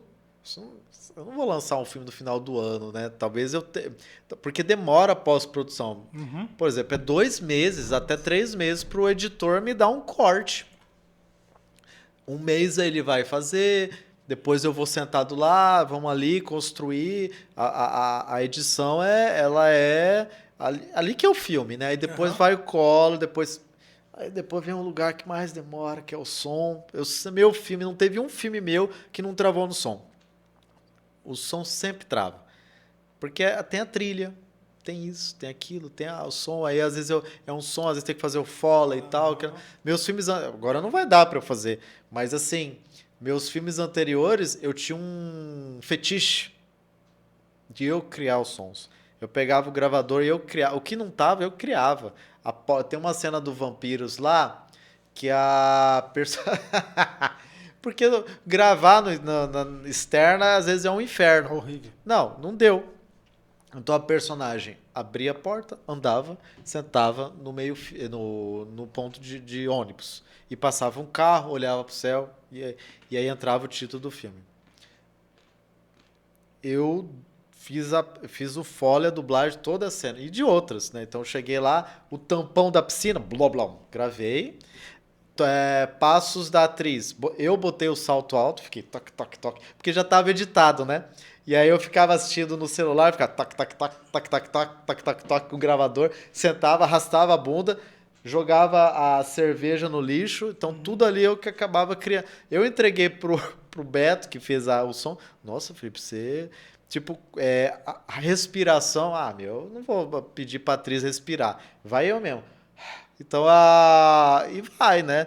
Então eu fiz todas essas partes, isso aí desde a época do Florista, Irmãos de Alma, o Vampiros, eu que fazia, eu que acabava fazendo bastante do foley. Eu queria, porque os caras me mostravam os bancos de áudio, aquilo me soava tão fake, que aí eu vou fazer E tal. Felipe, é um negócio, você pode até assistir um filme com a imagem ruim, mas assistir um filme com áudio ruim Por isso que é audiovisual. é horrível. É. O áudio tem que vir valendo. A imagem a imagem é muito importante.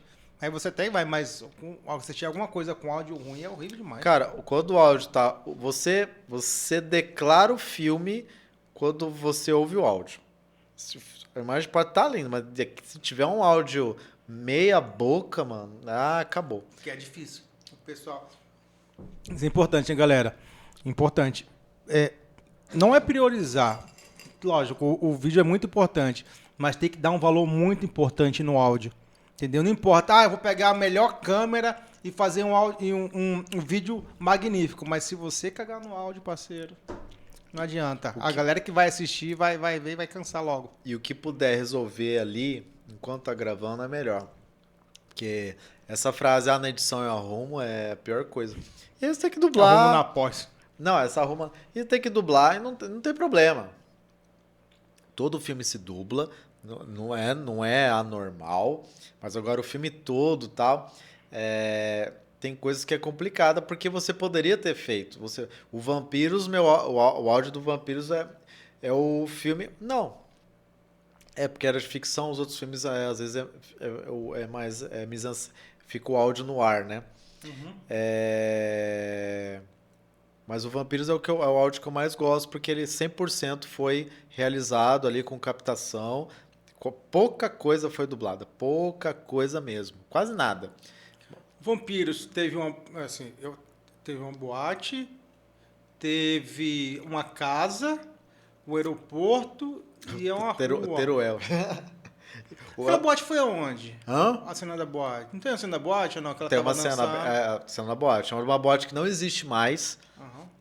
Mas só questão de curiosidade. Eu acho que a galera também tem curiosidade de saber.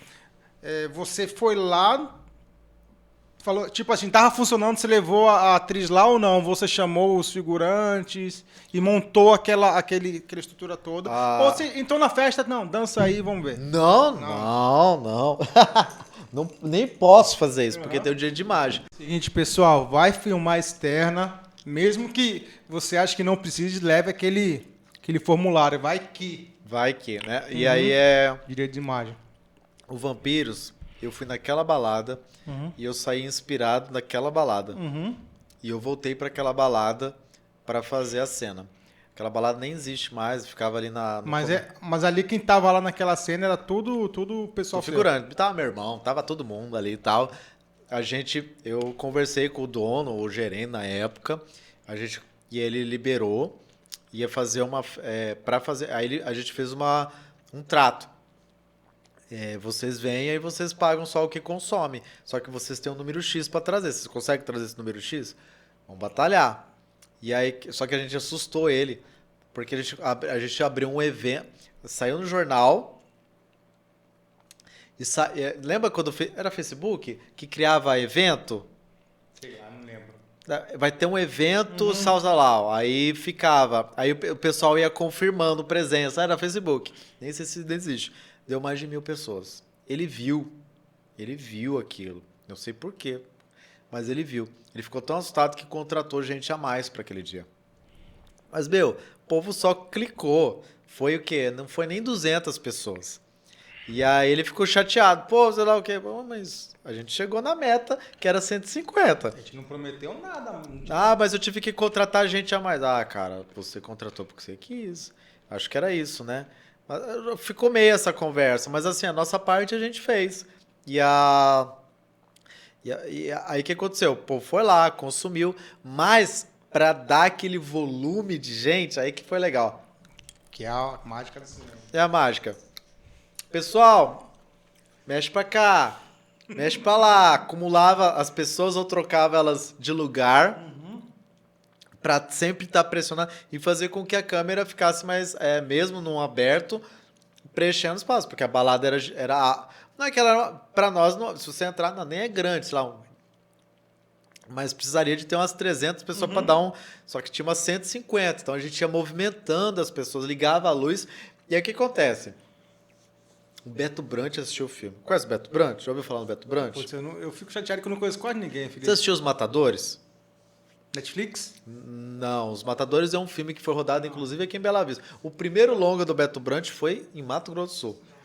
Ele fez alguns filmes, assim, são filmes que transitam entre comercial e meio cult. É um diretor paulista, se eu não me engano.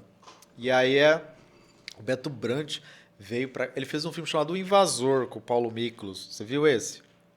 Não viu também? Sou bem ruim, cara, de cultura. Eu tenho que crescer muito. Não, todos nós. E aí, o Ayrton Reis produziu uma mostra chamada Novo Oeste. E ele trouxe o Beto Brant e o Pitanga, porque ele fez um documentário com o Pitanga, que era sobre a vida dele. E aí foi meio que já pegou e já homenageou eles. E aí o Beto Brant assistiu meu filme. Eu já conheci o Beto, eu já tinha trombado com o Beto Brant lá em São Paulo. A gente conversou rapidinho, nada demais. Inclusive ele disse que não gostou do Florista. E aí ele falou que não gosta de filme de serial killer porque eles podem fazer tudo e tá tudo bem.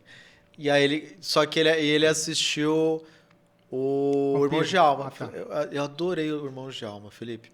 É engraçado esse negócio da subjetividade, porque eu já tenho o quê? Uns 9 curtos, talvez. E tem uns que, tipo, eu gosto desse, eu gosto daquele, sabe? Não tem o melhor é aquele. Então, às vezes, não tem, é muito interessante isso. E aí ele assistiu o Vampiros. Aí ele falou, cara, você filmou melhor do que eu filmei a cena do invasor na balada. É um puta elogio, mas ainda o seu é o invasor, o meu é um curta, né, tal. Mas qual que foi o truque do Vampiros? Eu deixei a luz ligada. Não dava pra fugir disso. E muitas vezes eu metia uma luz ali na atriz, e aí na pós-produção, o Joaquim Dias, com o Collor, ele transformou o que seria a cor, para simbolizar o escuro, um azul. Então toda vez, dentro da balada, tá tudo azul. Então isso acabou me ajudando a não perder, não ficar. Pô, e filmar com Black Magic, cara, ainda era a primeira Black Magic, aquele troço quadrado com aquele sensor, que tinha que ter um banho de luzes que você não sabe nem como ali. E aí, e a gente conseguiu. Foi legal. Foi legal a experiência do Vampiros. Eu acho que até ele tem um plot. Todo mundo brinca que meus filmes têm um plot pra virar um bom longa depois, né? Talvez o Vampiros vire um. O Vampiros eu achei insano ali. Foi muito bom, mas o que eu achei insano foi aquela arte deles. Quem fez o cartaz. Ah, o Nicolas Nossa, Godoy. ficou muito bom, mano. Muito bom. Ele contrata ele para fazer seus cartazes, porque ele tá aqui em Campo Grande. Ele trabalhava na MV, acho que ele trabalha hoje sozinho. Ele realmente tem muita gente que fala que realmente o Vampiro, aquele é o meu cartaz. Tem gente que fala que o Vampiros é o meu cartaz mais bonito até dos que tem até agora. Tem gente que acha bonitinho também o cartaz do ano que vem tem mais, que é um documentário que eu fiz com a Marinette Pinheiro, que conta a história do Carnaval de Campo Grande. E aí essa você tem que chamar também para conversar aqui. A Marinette tem causa. E ela tá na cultura ainda? Hoje ela está realizando seus próprios projetos. Ela saiu da fundação que ela cuidava do MIS. Hoje ela está seguindo seus próprios projetos, tal. Ela não para agora. E a melhor coisa que acontece, né? Mas muita gente conhece ela e ela é bem respeitada aqui. Eu conheci a Marinette. Ela foi construindo bem a história dela. A gente quase se matou várias vezes no filme, porque era a primeira vez que eu co-dirigia com alguém, mas assim, o foco era... Porque assim, eu sou da ficção, então às vezes eu vinha com umas ideias, e a Marinette, ela vem com aquela escola que é mais pragmática, que é mais técnica, de como vai um documentário, né? Então isso aqui não pode. Eu pode. Então eu pegava, fazia... Não é que não é que o filme ficou viajado, não chega a ser um Gelpzinho da vida, mas aonde eu podia brincar com som e tal, eu sei das regras do documentário, também não posso viajar demais, mas ficou um documentário bonitinho, e foi muito bom, porque eu fiz um trabalho de pesquisa de arquivo muito grande, e ainda rodei ele durante a pandemia, então eu acabei ganhando tempo. Era só para ser um curta, como é que era? Experimental? Não, era para ser um curta institucional. A Sectur contratou a gente para fazer um filme, para contar 10 minutos para contar a história do Carnaval de Campo Grande. Era para ser um curta que falasse do presente e do passado. Eu levantei a mão, quero fazer do passado. Aí eu cheguei na produtora lá do Israel, nós vamos fazer um filme que conta o passado. Para que você fez isso? Cara, você vai ter um trabalho do cão. Por quê? Pegava um novo, a gente ia lá, entrevistava o povo, ia ser bem mais simples e tal. Não, mas é legal, eu conheço várias pessoas das antigas, por causa do meu pai e tal. Mas você vai ter que fazer uma puta pesquisa. E o Israel fala mesmo, né? Fala. E o dinheiro que tinham pra dar pra nós não valia tanto esforço, né? Porque era para ser só um institucional. Só que aí deu a pandemia. Aí eu e a Marinette resolvemos... A gente achou uns materiais de arquivo muito bons. A gente foi no SBT e o cara tinha o Carnaval de 85 bruto de uma fita sem editar. Era só quando você sai gravando tudo. Ainda não tava... E ele digitalizou e tava com o Carnaval de 85. Detalhe, eu nem usei isso no filme. O que aconteceu em 85? No Brasil? Eu nasci. Também. O que mais? Foi final da... Isso, tá chegando. Eu sei, da ditadura. As diretas já. Não sei. O povo tava sei lá. felizão naquela época. E eu falei, não usei isso no filme. Mas isso explicar porque o povo tá pulando demais. E aí a mulher gritava no vídeo, melhor que ela vai na minha vida, tá, bababá, e aquela coisa toda. E aí a gente achou, e tinha o Iga, tal, muita gente com material legal. Cara, olhamos um ponto. Vamos fazer um negócio artístico? Foda-se, vamos fazer. E fizemos. E o filme foi exibido em alguns festivais. Como ele tem 30 minutos, na verdade tem 33, eu fiz duas versões, de 33 e 30. Eu não quis diminuir ele. Então eu sei que os festivais de cinema... Média-metragem... É muito difícil. Mas eu tô feliz aqui que eu tô já no meu... já tô no número 95, 96 de mostras e festivais que eu já levei filmes meus. Aí quando eu chegar no 100, Não sei o que eu vou fazer, mas vou comemorar. E aí, mas tá quase lá. Aí, semana passada, exibi um filme meu numa mostra lá em Cuiabá. Agora eu tô indo exibir um filme, vai ser exibido em Paraty, na Flip, Que legal. lá na Que festa filme? literária. O Retrato do Artista Quando Coisa. Que é um... Eu assisti. Aonde? Como? Você me mandou o link. Uma... vocês... Gostou dele? Ele é bem curto, ele é bem direto. Muito expressivo, né? Esse filme, o Vampiros era para ser meu último curta. Aí aconteceu o quê? Veio a pandemia. Aí a Sectu me contratou e a Eva Pólvora, uma produtora de um evento, ela fez um evento com o financiamento da Aldir Blanc, que ela fez um evento chamado Pratas da Casa, que era uma live apresentada pelo Danny Black, filho da TT Espíndola. E aí ela me ligou e falou, eu quero trabalhar com você, Felipe. Legal, que posso ser útil. Ela falou, quanto você cobra para recitar um poema do Manuel de Barros? Eu não sei. Olha, Eva, agora você me pegou. Eu sei o meu cachê, eu sei o meu valor, mas eu não consigo cobrar meu valor num evento em que eu vou falar só 2 minutinhos. Eu acho sacanagem. Já sei.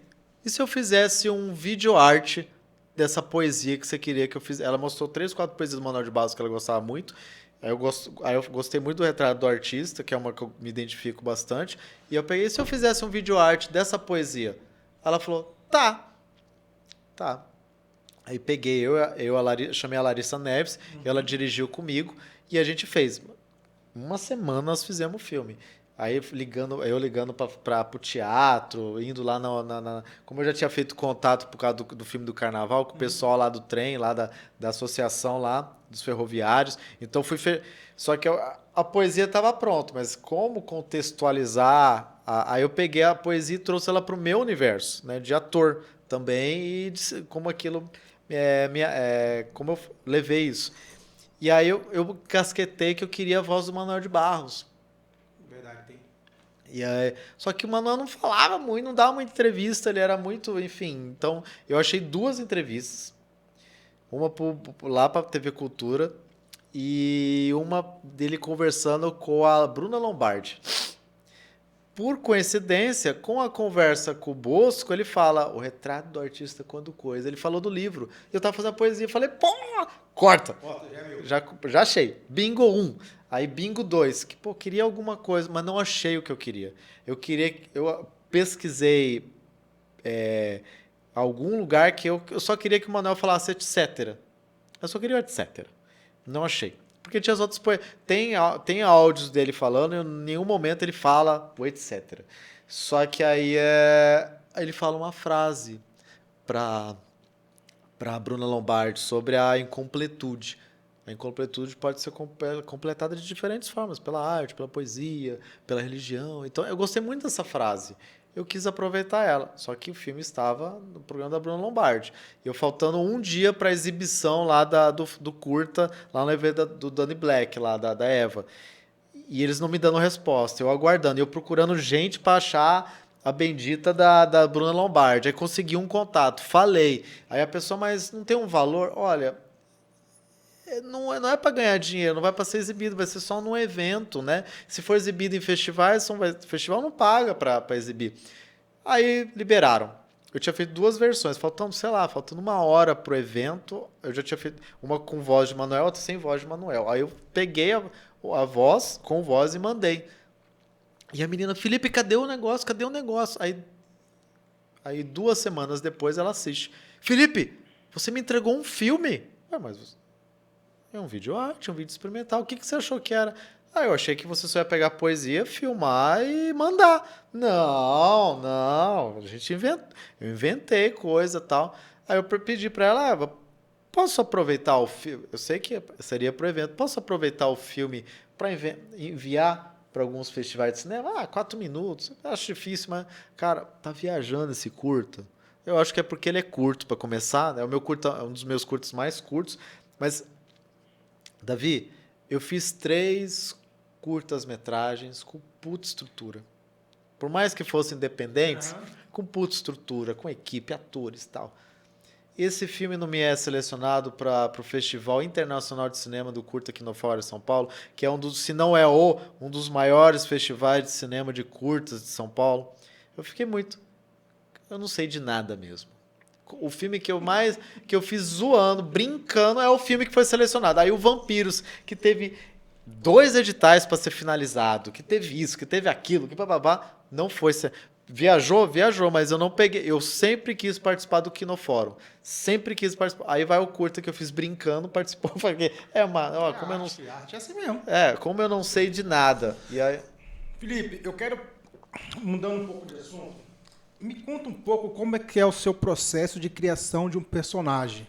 Eu fiquei sabendo, alguém me falou assim, que sabe que eu faço, que eu tô começando na área de cinema, falou, tem um cara que tá indo todo dia na fazenda lá fazer um como é que fala? Um laboratório. Aí eu falei, qual o nome dele? Ele falou, não, tal de Felipe, todo dia tá lá, tal. Aí eu vi umas coisas no seu Instagram, que você ia lá mesmo, colocava a mão na massa.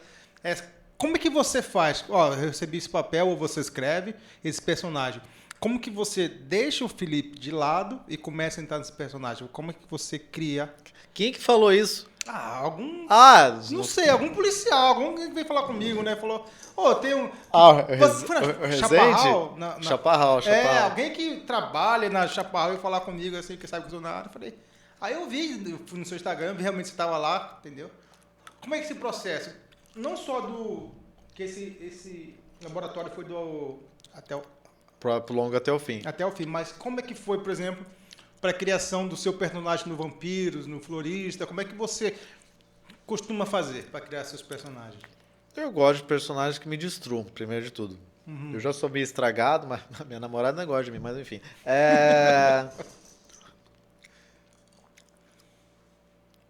Quanto mais longe do Felipe, melhor.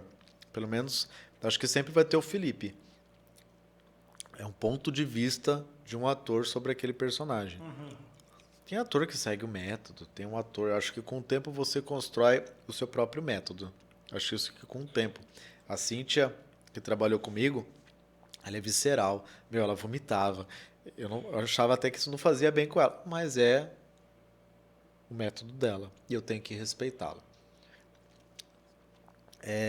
Como eu já sou mais técnico, tem um texto de um professor meu, eu gosto de me apropriar às vezes, e ele falou uma frase muito boa, que o ator ele tem que estar emocionante, não emocionado. E isso é uma verdade. Meus amigos, meus colegas sempre falavam que eu era muito técnico, mas quem assistia via, porque é o seguinte, se você chora na vida real, sai sua voz? Que tranca, você consegue e tal. Então, você não consegue. Você tem que estar emocionante. Você tem que emocionar o público. Senão você pode, inclusive, se perder nas suas próprias emoções. Não é bom levar o personagem para casa. Mas tem gente que leva. Os seguidores do método levam. Eu gosto de... Como eu sou diretor, então eu falo que eu me tornei um ator melhor depois que eu comecei a dirigir. Porque eu comecei a entender... você. Eu odiava aquilo ali. Eu me achava o ser mais... eu não me dava... Cara, eu tentava, mas depois que eu comecei a dirigir, eu entendi o que ela quer e eu brinco com ela hoje. Então, Mas eu gosto de construir personagens que realmente vão longe. Como ator, além de diretor, trabalhei com outros diretores. Eu sempre gosto de escolher esses personagens. Eu tô aqui barbudo, não é o Felipe barbudo, é por causa do Jorge, que eu ainda vou retomar as próximas filmagens. Eu tô cabeludo aqui por causa do personagem. Ainda tô cuidando do Jorge.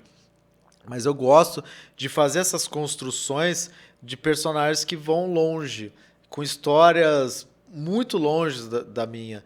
Eu vejo que tem pessoas, eu jamais vou escrever um troço que eu nunca vivi. Eu não sou um serial killer, né? Não sou um vingador de amigas que foram abusadas, não sou o máximo que eu tive foi uma depressão ali, igual o meu personagem lá do Vampiros.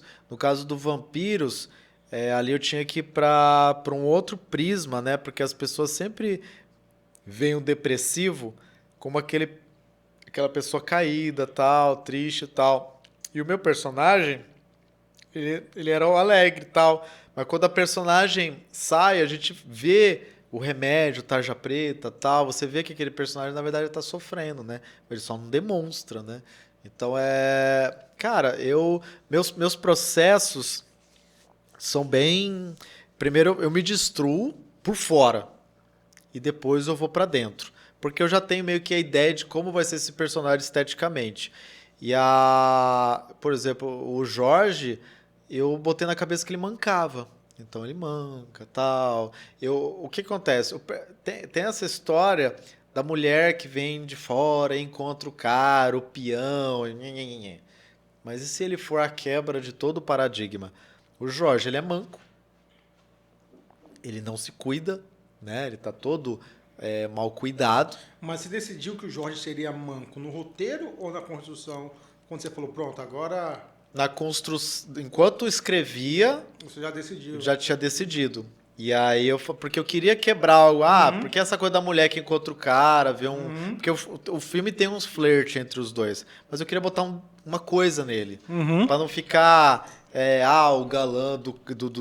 E ainda eu criei ainda uma fazenda que não tem cavalo, não tem nada. Então não tem nada pra ela se encantar. Mas a personagem tá passando por um momento difícil, e aí vê nele uma amizade, uma coisa a mais, tal, e aí vamos ver o que acontece. Mas a minha construção sempre primeiro eu me destruo, e depois eu vou tentar ver o que move, porque, qual que é a história, Claro, construir a gênese. Primeiro de tudo é a gênese, né? Antes de qualquer coisa. Você constrói toda a história desse personagem, porque é o seguinte, Davi, o filme nada mais nada é do que um dia daquele personagem. Então a gente precisa fazer os outros dias. Inclusive fazer os dias depois. Às vezes o que não está no filme preenche o personagem. Às vezes o processo é mais legal que o filme. Eu participei de processos que o processo era muito mais legal. Aí você vai lá no filme, o personagem nem aparece muito, mas na construção, junto com a vivência, com a interatividade com os outros atores que a gente ainda até construir esse personagem. Eu lembro de uma vez que eu construí um personagem que era o inspetor. Era um curta que eu fiz lá em São Paulo. Eu fiquei barbudo, eu fiquei oleoso, enfim, zoado. E aí aí eu fiquei como a gente ia filmar no outro dia, deixaram eu ficar com o figurino. Deu um blackout em São Paulo. Peguei o figurino e fui andar na rua. Cara, o pessoal cruzava comigo e atravessava a rua. Eu ia andando de personagem.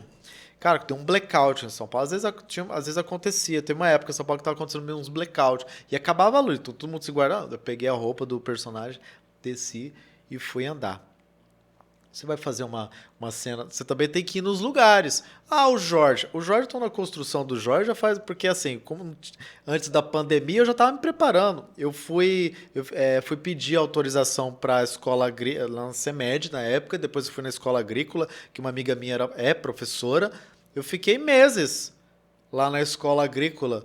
Tipo, o cu da galinha inflamava, enfiava de volta, ia lá, dava comida para os porcos, ia lá... Laboratório, realmente pegar a mão na massa e fazer realmente. Não, ia lá plantar lá os milho, ia lá, tal. Fui dirigir um trator, arrebentei a cerca lá com o trator lá, porque tinha o Chiara ali e tal. Cara, fiquei uns 2-3 meses ali na escola agrícola, que fica ali na BR-040. Inclusive, um abraço para todo mundo lá da escola que teve que me aguentar por uns dias. A partir daquele dia, a partir dessa escola, eu criei um grande amor pela galocha. Hoje eu uso galocha. Cara, não tem coisa melhor na vida. Se tiver chovendo, bote galocha. Porque você não vai perder teu tênis, mano. Então você pode andar, fazer um dancing cantando na chuva, em qualquer posse, você não tá nem aí. Às vezes eu tô andando, vou em mercado, tá chovendo, bota galocha. Tô nem aí, vou ficar molhando meu tênis à toa. Mas eu fiquei ali e tal. Depois aí eu fui pra Chaparral.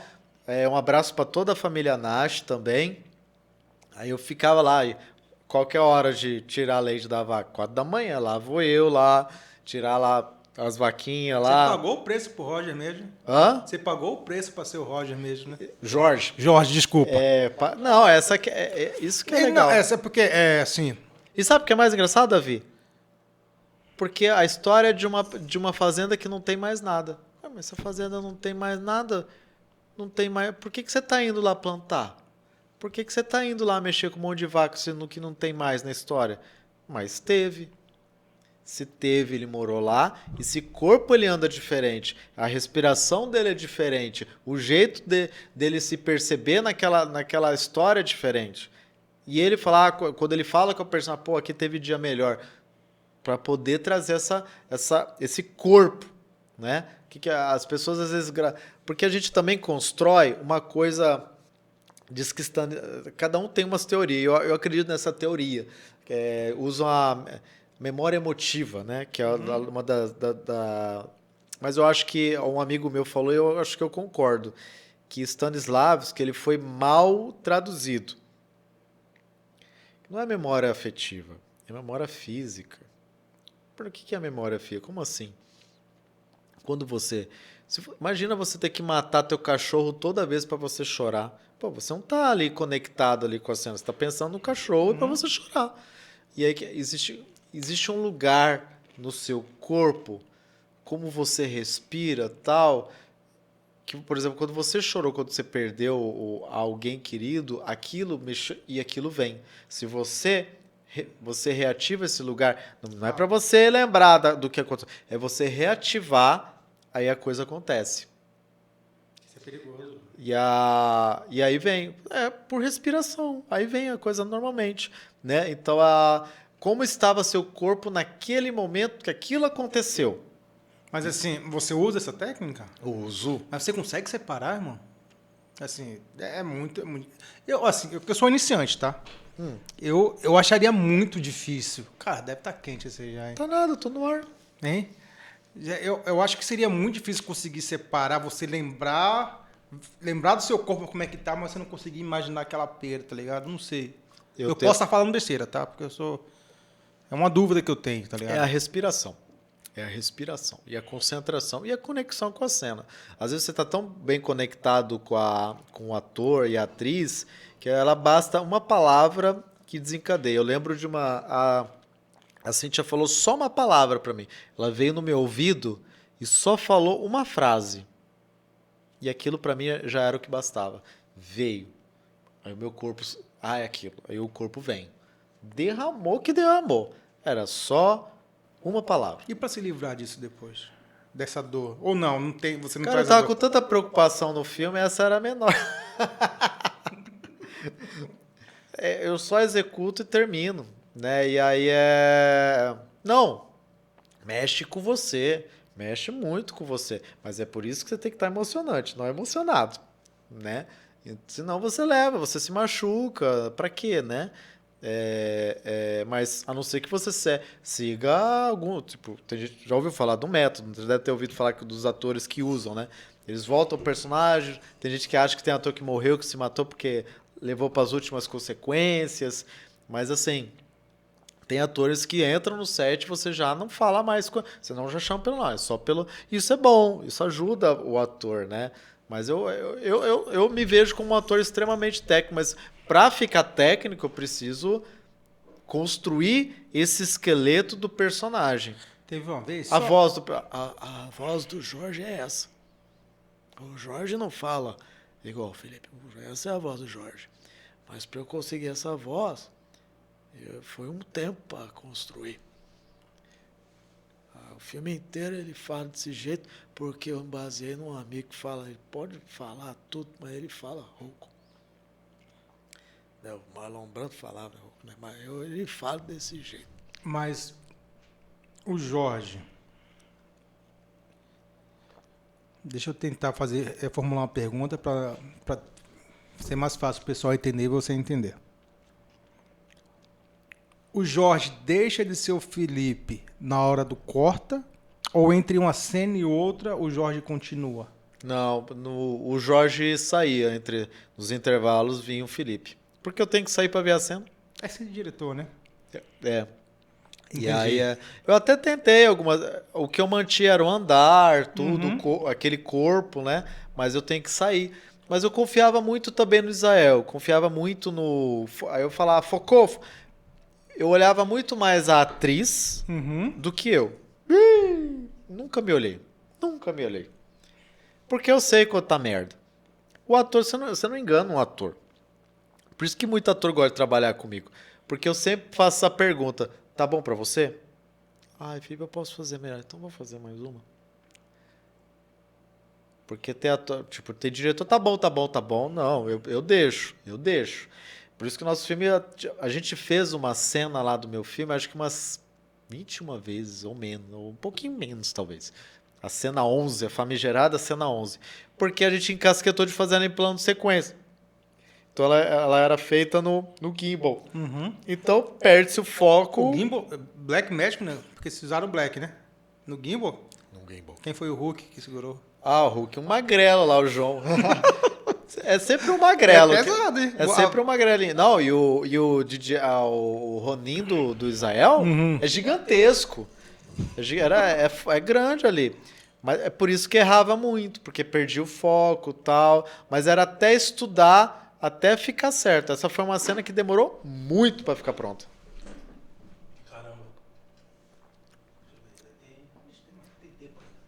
Ninguém nem aguentava mais aquela cena, mas eu gosto de repetir. Só que, né, você precisa matar você tem que fazer o restante do filme, tem que sair do apartamento. A gente tava no apartamento de uma menina que topou, ela achou que a gente achou que ia matar o filme em 2 dias lá. Não matamos. Não mata, né? Não mata, cara, e vai, não mata. A gente ficou quase uma semana. Cara, o que acontece? A gente foi por cenas que a gente achava mais tranquila, também pra equipe também começar a se entrosar. E aí, o processo de entrosar também é lento. E foi a melhor coisa. Imagina eu já chegar lá na fazenda com o povo ainda que era quando a coisa pegava. Então fomos aquecendo até chegar ali no momento. O bom é que eu lembro que nos meus curtas eu tinha entrosado a equipe para curtas. Agora eu tenho que entrosar uma equipe para longas. E eu acho, porque como agora se trabalha com mais pessoas, eu acho que o segundo longa, o eventual segundo longa, as coisas vão ser... O time vai estar mais entrosado, né? Já. Eu nunca tinha trabalhado com o Israel na fotografia em ficção. Eu só tinha trabalhado com ele em documentário. A ficção era a primeira vez, né? Ele que tá fazendo a fotografia? Ele que é o diretor de fotografia.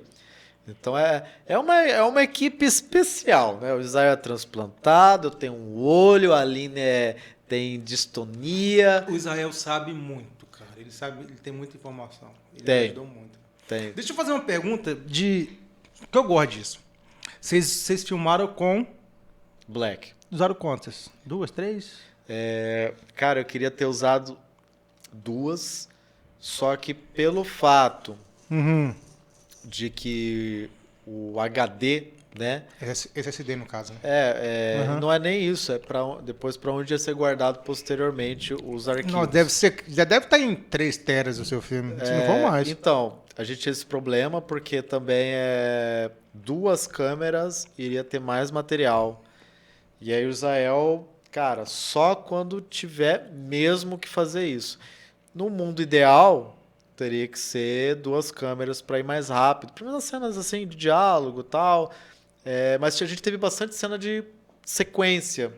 Isso ajudou também ao mesmo tempo que demorava, porque o foco perdia com mais facilidade e tal. Mas o pessoal ficou bem... Chegou uma hora que o povo tava bem... Tem umas cenas bem doidas ali. Tomara que dê certo. Tô ansioso pra assistir. Eu também. Vai ter um lançamento antes de... Não. Lançamento o quê? Pra fechadinho? Faz, chama nós. Não, eu prefiro... Cara, eu sou meio... Eu quero fazer... Não, vou chamar vocês pra Premiere. Isso. Não. Vai ter. Não, tem que ter. Então beleza. Você acha que... Quando sair eu vou falar, Felipe, lembra de mim, mano. Coloca meu nome lá, pelo amor de Deus. Não, vou chamar. Beleza, a Premiere aconteceu. E você é policial, né, também, né? Podia ter... Eu precisando de policial no meu filme. E pior que me chamaram. Não sei quem foi. Ah, foi assim. Mas o que aconteceu? Foi o Menezes? O que aconteceu? Eu acho que eu estaria de plantão. Ligaram pra mim, deve ser, pode? Falei, mano, eu até posso, mas nesse dia eu tô de plantão. Não foi o Israel? Não foi, eu conheço o Israel. Alguém me ligou, falou, precisa de precisa ter arma cenográfica, tal, eu tinha, tal. Aí tinha a questão distintiva. Aí eu falei, ó, não posso dar um distintivo da polícia. Não, que, a gente fez um pro filme. Aí A falaram uma coisa camiseta assim, é meio que da sua cor. A gente inventou uma mas polícia. eu queria ir, mano. Putz, você sabe que eu sou... Rapaz, eu gosto de set, tá? O set de filmagem eu acho muito massa.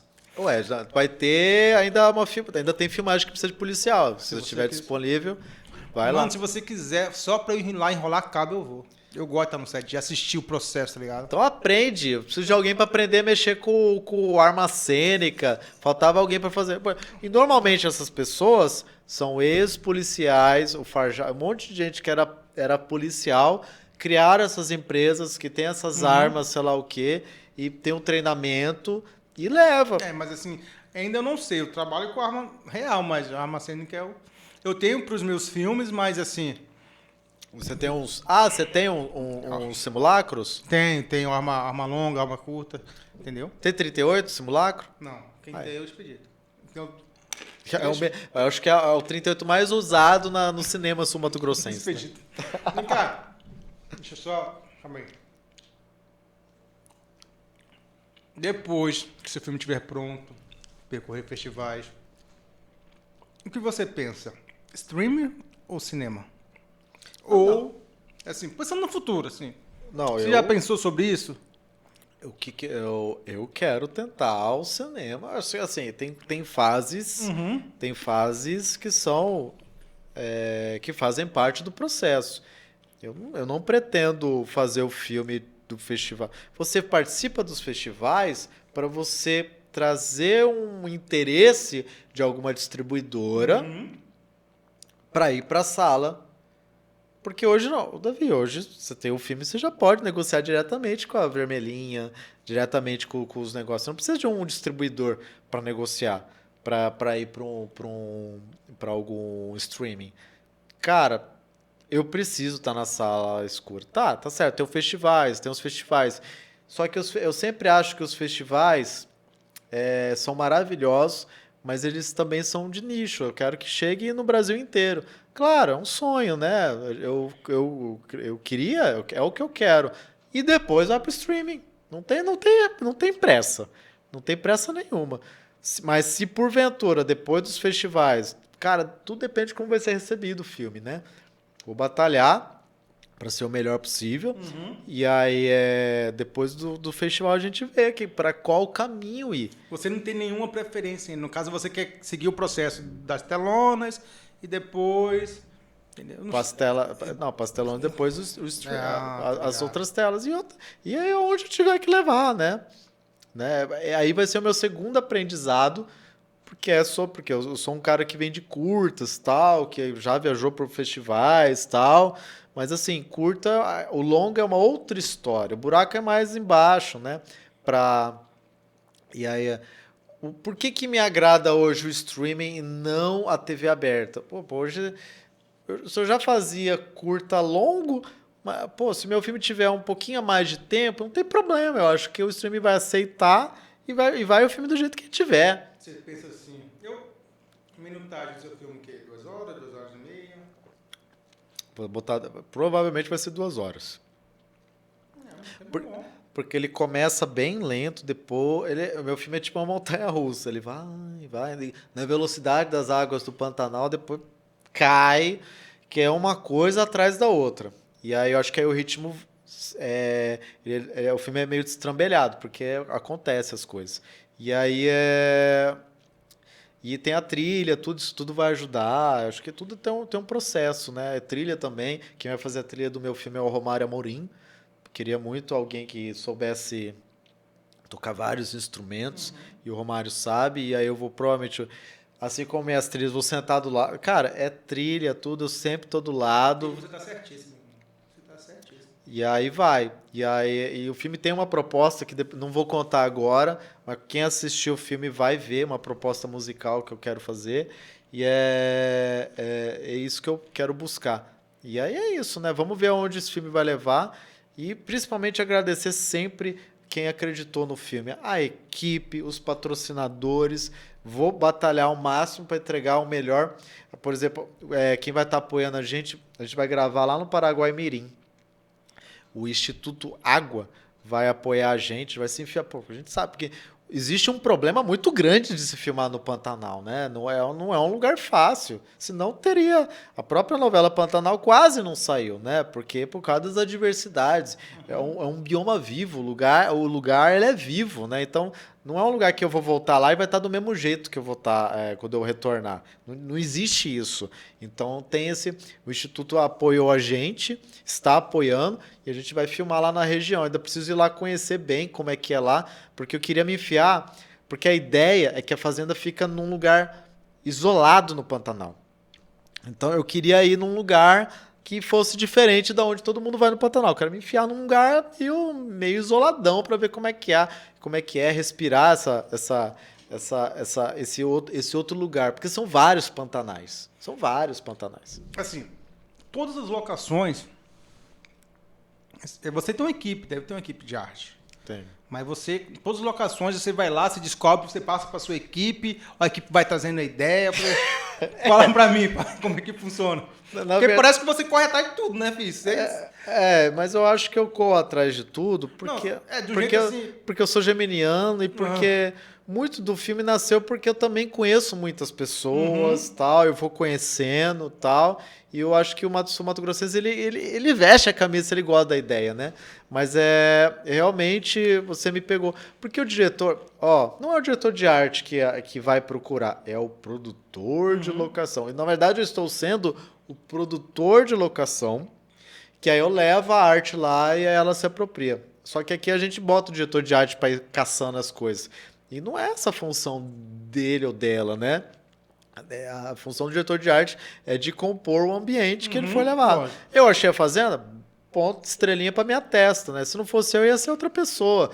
Mas não poderia ser o diretor de arte, porque ele tem que chegar lá e ele ocupa, e foi feito. A arte do meu filme é uma construção muito, muito conjunta. A Larissa ouviu muito e a gente foi construindo junto ali.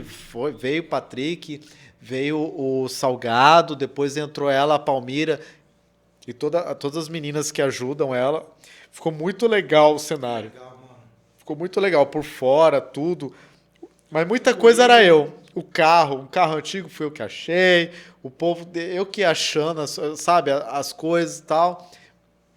Mas assim, eu acho que são as provações, né? Porque eu acho que o primeiro filme deve ser assim. Todo primeiro filme, acho que é o diretor que tem que se apertar, porque senão não sai, né? Porque o pessoal não tem tempo, o pessoal trabalha com muita coisa. Então é isso, né? Não sei o que dizer. Então essa proatividade, acho que ela parte muito de mim mesmo, né? Então eu que às vezes ia lá pegar, tava sem paciência, eu que ia fazer. Então, é porque eu falo assim, tem muitos diretores, a gente ouve falar, né, mas da galera lá do eixo Rio São Paulo, os caras gostam só de sentar na cadeirinha, falar ação e cortou, tá ligado? Não corre, tá ligado, atrás assim. Mano, isso é diretor contratado e tal. Tá, eu sou mais do seu estilo, entendeu? Lógico, realidade diferente, tá? Mas tem que correr atrás, porque, você escreveu o filme, você tá dirigindo. Sérgio, beijo. Entendeu? Vocês dois escreveram? O Sérgio, ele roteirizou, e aí eu entrei junto, porque é o seguinte, o roteiro do Sérgio poderia se passar em qualquer lugar. Qualquer lugar do Brasil poderia se passar o roteiro do Sérgio. O Sérgio é aqui também? Não, ele não é. Ele é um roteirista, trabalhou na Gulani e tal. Ele é de fora, a gente se conheceu. E aí eu não estava muito bem em 2017 para escrever, então eu encomendei uma história para ele. Eu falei o que tinha que ter história, mais ou menos. Tinha que se passar no meio rural, pouco ator, tal. Ele até tinha me apresentado já umas pré-sinopses e ele começou uma do zero. Gostei muito da história e aí eu entrei para dar a identidade cultural do lugar. Ah, tô ligado. E aí eu fui colocando. Aí o que acontece? Puta, você vai dar pro ator Você trouxe a realidade do roteiro dele pra nossa terra. Aí eu fui criando outras coisas, aí já começa as viagens, né? Porque aí a gente começa... Eu respeitei toda a história.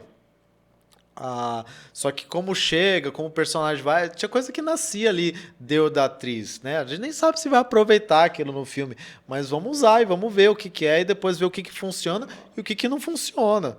Tem cenas ali que às vezes... Tem cena que eu vou regravar, que eu sei que já vou regravar. Normalmente, uma segunda fase, se vai ter uma segunda fase, se tem cena que eu não gostei, eu tenho 2 cenas que eu não gostei. Que eu sei, eu nem vou assistir. Mas Felipe assiste, às vezes dá pra salvar. Não gostei. Vou regravar. Então vou regravar essa cena. Tem a regravação, é a coisa mais normal do mundo. E aí, o bom é que eu vou regravar no Pantanal. Eu não vou querer regravar ela lá onde a gente fez. Agora, no Pantanal, eu vou fazer essa versão lá no Pantanal. E aí eu acho que vai dar super certo. E aí vamos gravar essa parte.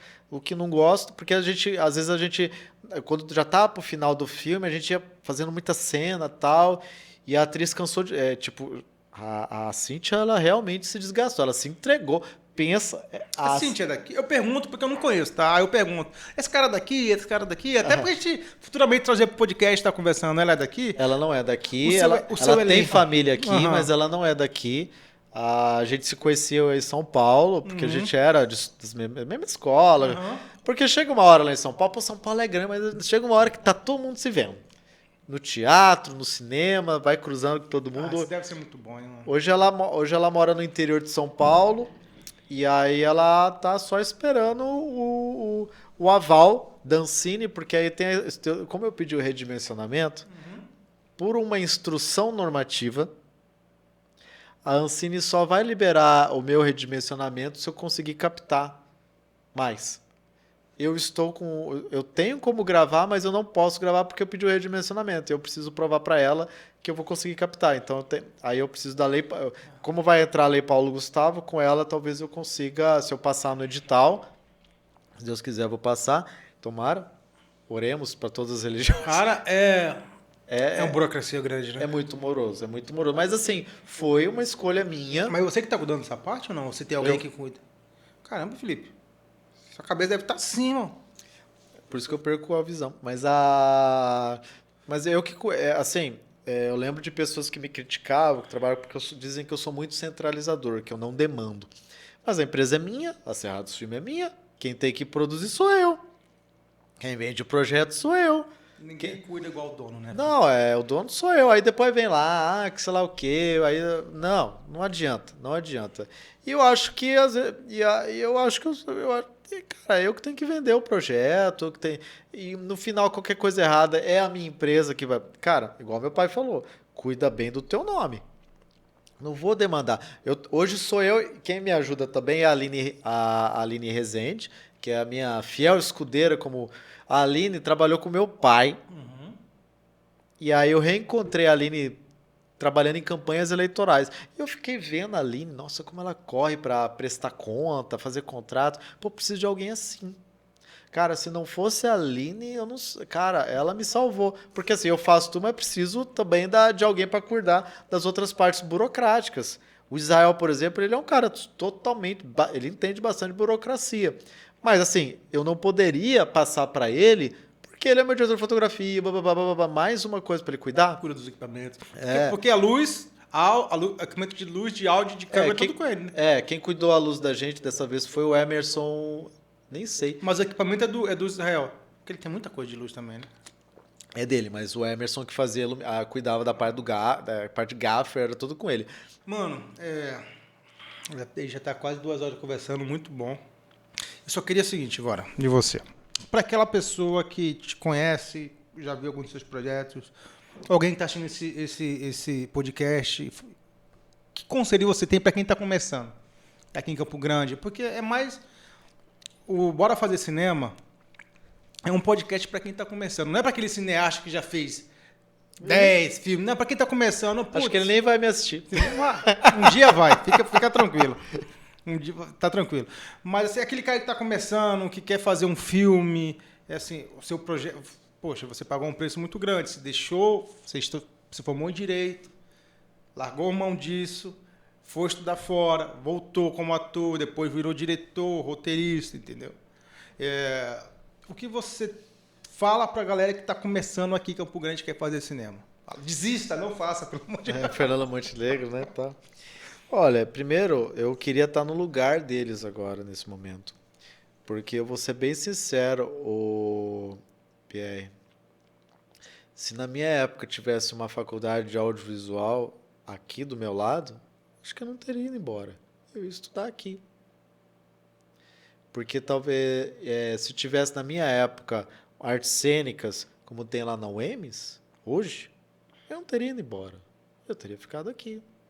Eu ia estudar, eu ia ser o melhor que eu pudesse na minha própria terra, eu não precisaria ter ido embora. Se você é melhor no que você faz na sua terra, quem está de fora, vem até você.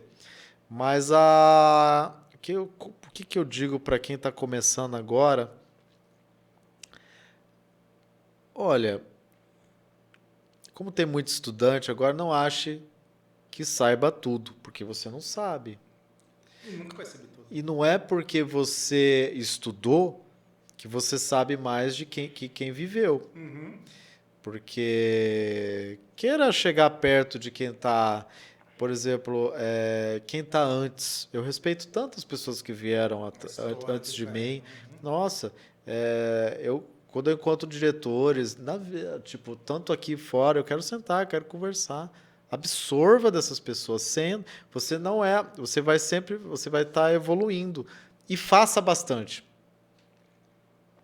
A melhor maneira de você ser bom naquilo que você faz é fazer muito. Não queira já ganhar dinheiro, sei lá o que e tudo mais. Edital, né? Faça, até... Não, tem que fazer. O que vai acontecer com esses estudantes agora? A gente lutou pelos estudantes, os editais. Sem a presença deles. Vou puxar a orelha. Vou puxar a orelha de vocês de novo. Onde vocês estavam, esses danados? Por exemplo, os editais a gente quer que vá para os estudantes, porque a gente não teve isso. A gente teve que se aventurar muito. Ao mesmo tempo, pode ser perigoso, porque existe algo chamado prestação de contas, que é um processo que você tem que saber fazer. Então, você tem que... É igual um circo, sabe, Davi? O palhaço, ele não é só palhaço, ele sabe fazer o trapézio, ele sabe fazer um pouquinho de tudo. Eu acho que... Eu não sou um editor. Você perguntar para mim, você edita filme? Não edito filme, não chego perto, não chego. Porque eu não quero... Se eu souber fazer exatamente tudo, ipsilitz, aí eu vou querer pegar o filme inteiro para mim. E eu acho que é importante. E não queiram... por exemplo, eu virei diretor. Cara... Você nunca editou nenhum dos filmes seus? Jamais. Aí eu sento, só que eu sento do lado. Faz assim, faz assim. O primeiro corte é do montador. E aí começa a guerra. E aí o primeiro corte é do montador. Depois eu sento e a coisa vai. Acho que só a Larissa Neves, mas é também um curta de 4 minutos, né, pô? Só a Larissa que me apresentou um curta que eu sentei e olhei, tá bom, gostei. Ela ficou, nossa, achei que você... Não vai ter nenhuma correção, né?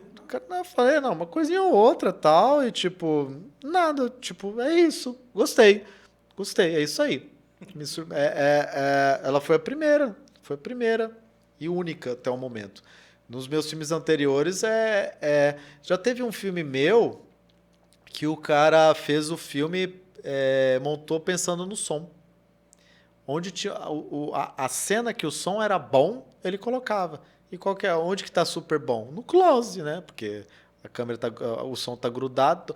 Era um filme todo no close. Vampiros, o primeiro corte do Vampiro. Depois eu passei a montagem para outra pessoa. Era todo no close. Ué, a direção de arte da Rose e tudo. E cadê o ambiente? Cadê o negócio? Não tinha. Aí fui mexendo. Aí começou porque o som não pertencia. Não. Eu falei, o primeiro corte eu libero. Agora começa a mexer. Mas o da Larissa era 4 minutinhos. O curta ele era já bem pré-desenhado do jeito que a gente tava fazendo. Mas aí ficou legal. Mas para quem tá começando, cara, faz. Eu queria estar tanto no lugar dessa gurizada, porque aí eu ia estar, sabe, futricando tudo. E é claro que muita coisa tá diferente da época, né? Muita coisa mudou, mas eu acho que é bacana. Tô vendo a gurizada tudo já fazendo vídeo, agora vai vir edital para eles. Isso é muito bacana, é muito legal. Isso e que tenham paciência, né? Infelizmente, às vezes, muitos acabam indo embora, né? Mas faz parte do processo, né? Ficar é perseverar também. É isso aí, galera. Porque é o nosso estado, né? Eu acho que você tem que ficar. Eu escolhi ficar e eu escolhi ficar para poder aqui fortalecer o nosso audiovisual de alguma maneira. Beleza. Felipe, liberar você, já é 9h30. É 9h30, 9h30. Seguinte, eu quero estender esse convite para quando o seu filme for para Premiere, você venha com mais 2 da sua equipe, te conversa mais um pouquinho. Entendeu? Eu gosto muito de conversar sobre... Você sabe que perguntei muita coisa sobre o processo do seu filme, que eu sou muito curioso, né? Mas de aprender com quem já está fazendo há mais tempo. Eu sou muito curioso. Então, eu quero estender esse convite. Quando for fazer a Premiere, sei lá, 2 semanas antes, se você estiver tranquilo, vem você, mais 2 da sua equipe, te conversa mais, entendeu? Apresenta o seu filme para a galera. É importante, né? Importante. Filmes são feitos para serem vistos, não é para ficar na gaveta. Isso mesmo. Então tá bom. Prazer. Alguma consideração final que você quer falar alguma coisa? Coisa livre sua. Sem fazer pergunta. Eu acho que falamos já o bastante, né? E é isso. Para quem quiser acompanhar os trabalhos da Cerrado, porque eu sou o Felipe, mas tem a Cerrado dos Filmes, então eu acho que tem as redes sociais para ir acompanhando. Eu vou colocar na descrição do vídeo, quando eu for lançar, o seu Instagram do seu produtor, Cerrados Filmes. E eu acho Entendeu? que eu gosto de agradecer, sabe? Eu agradeço todo mundo que está me apoiando nesse momento, na minha vida, como diretor, nos perrengues, na saúde, na doença. Um abraço imenso pro meu irmão. Amo ele de paixão. Meu irmão acabou até virando meu advogado. Ele com a Ana, que é minha cunhada, estão fazendo a minha assessoria jurídica. Que é importante ter, viu? Quem vai fazer filme é importante ter. É importante ter, porque tem que ter contrato. Senão, Ainda mais um filme desse tamanho, com esse orçamento assim. E eu acho que não, o contrato é uma questão de prestação de contas. Vão pedir, você precisa ter, né? Não estou falando que vai alguém fazer uma sacanagem com você. Um contrato é normal. Pode... É amigo, aquela coisa toda, mas é isso. Minha consideração é sempre o meu muito obrigado. Valeu, Andressinha, love you. Ela me aguenta tudo. Na época do filme, nossa, crises e tal, porque eu sou muito visceral. Eu lembro quando eu fazia eu ia para os festivais de cinema. Meus pais ligavam para mim, eu não atendia, eu ficava... Cara, eu vivia aquilo. E aquilo ali era... E esse filme é muito importante, porque, igual você está falando, é um orçamento diferente, é muita coisa em jogo.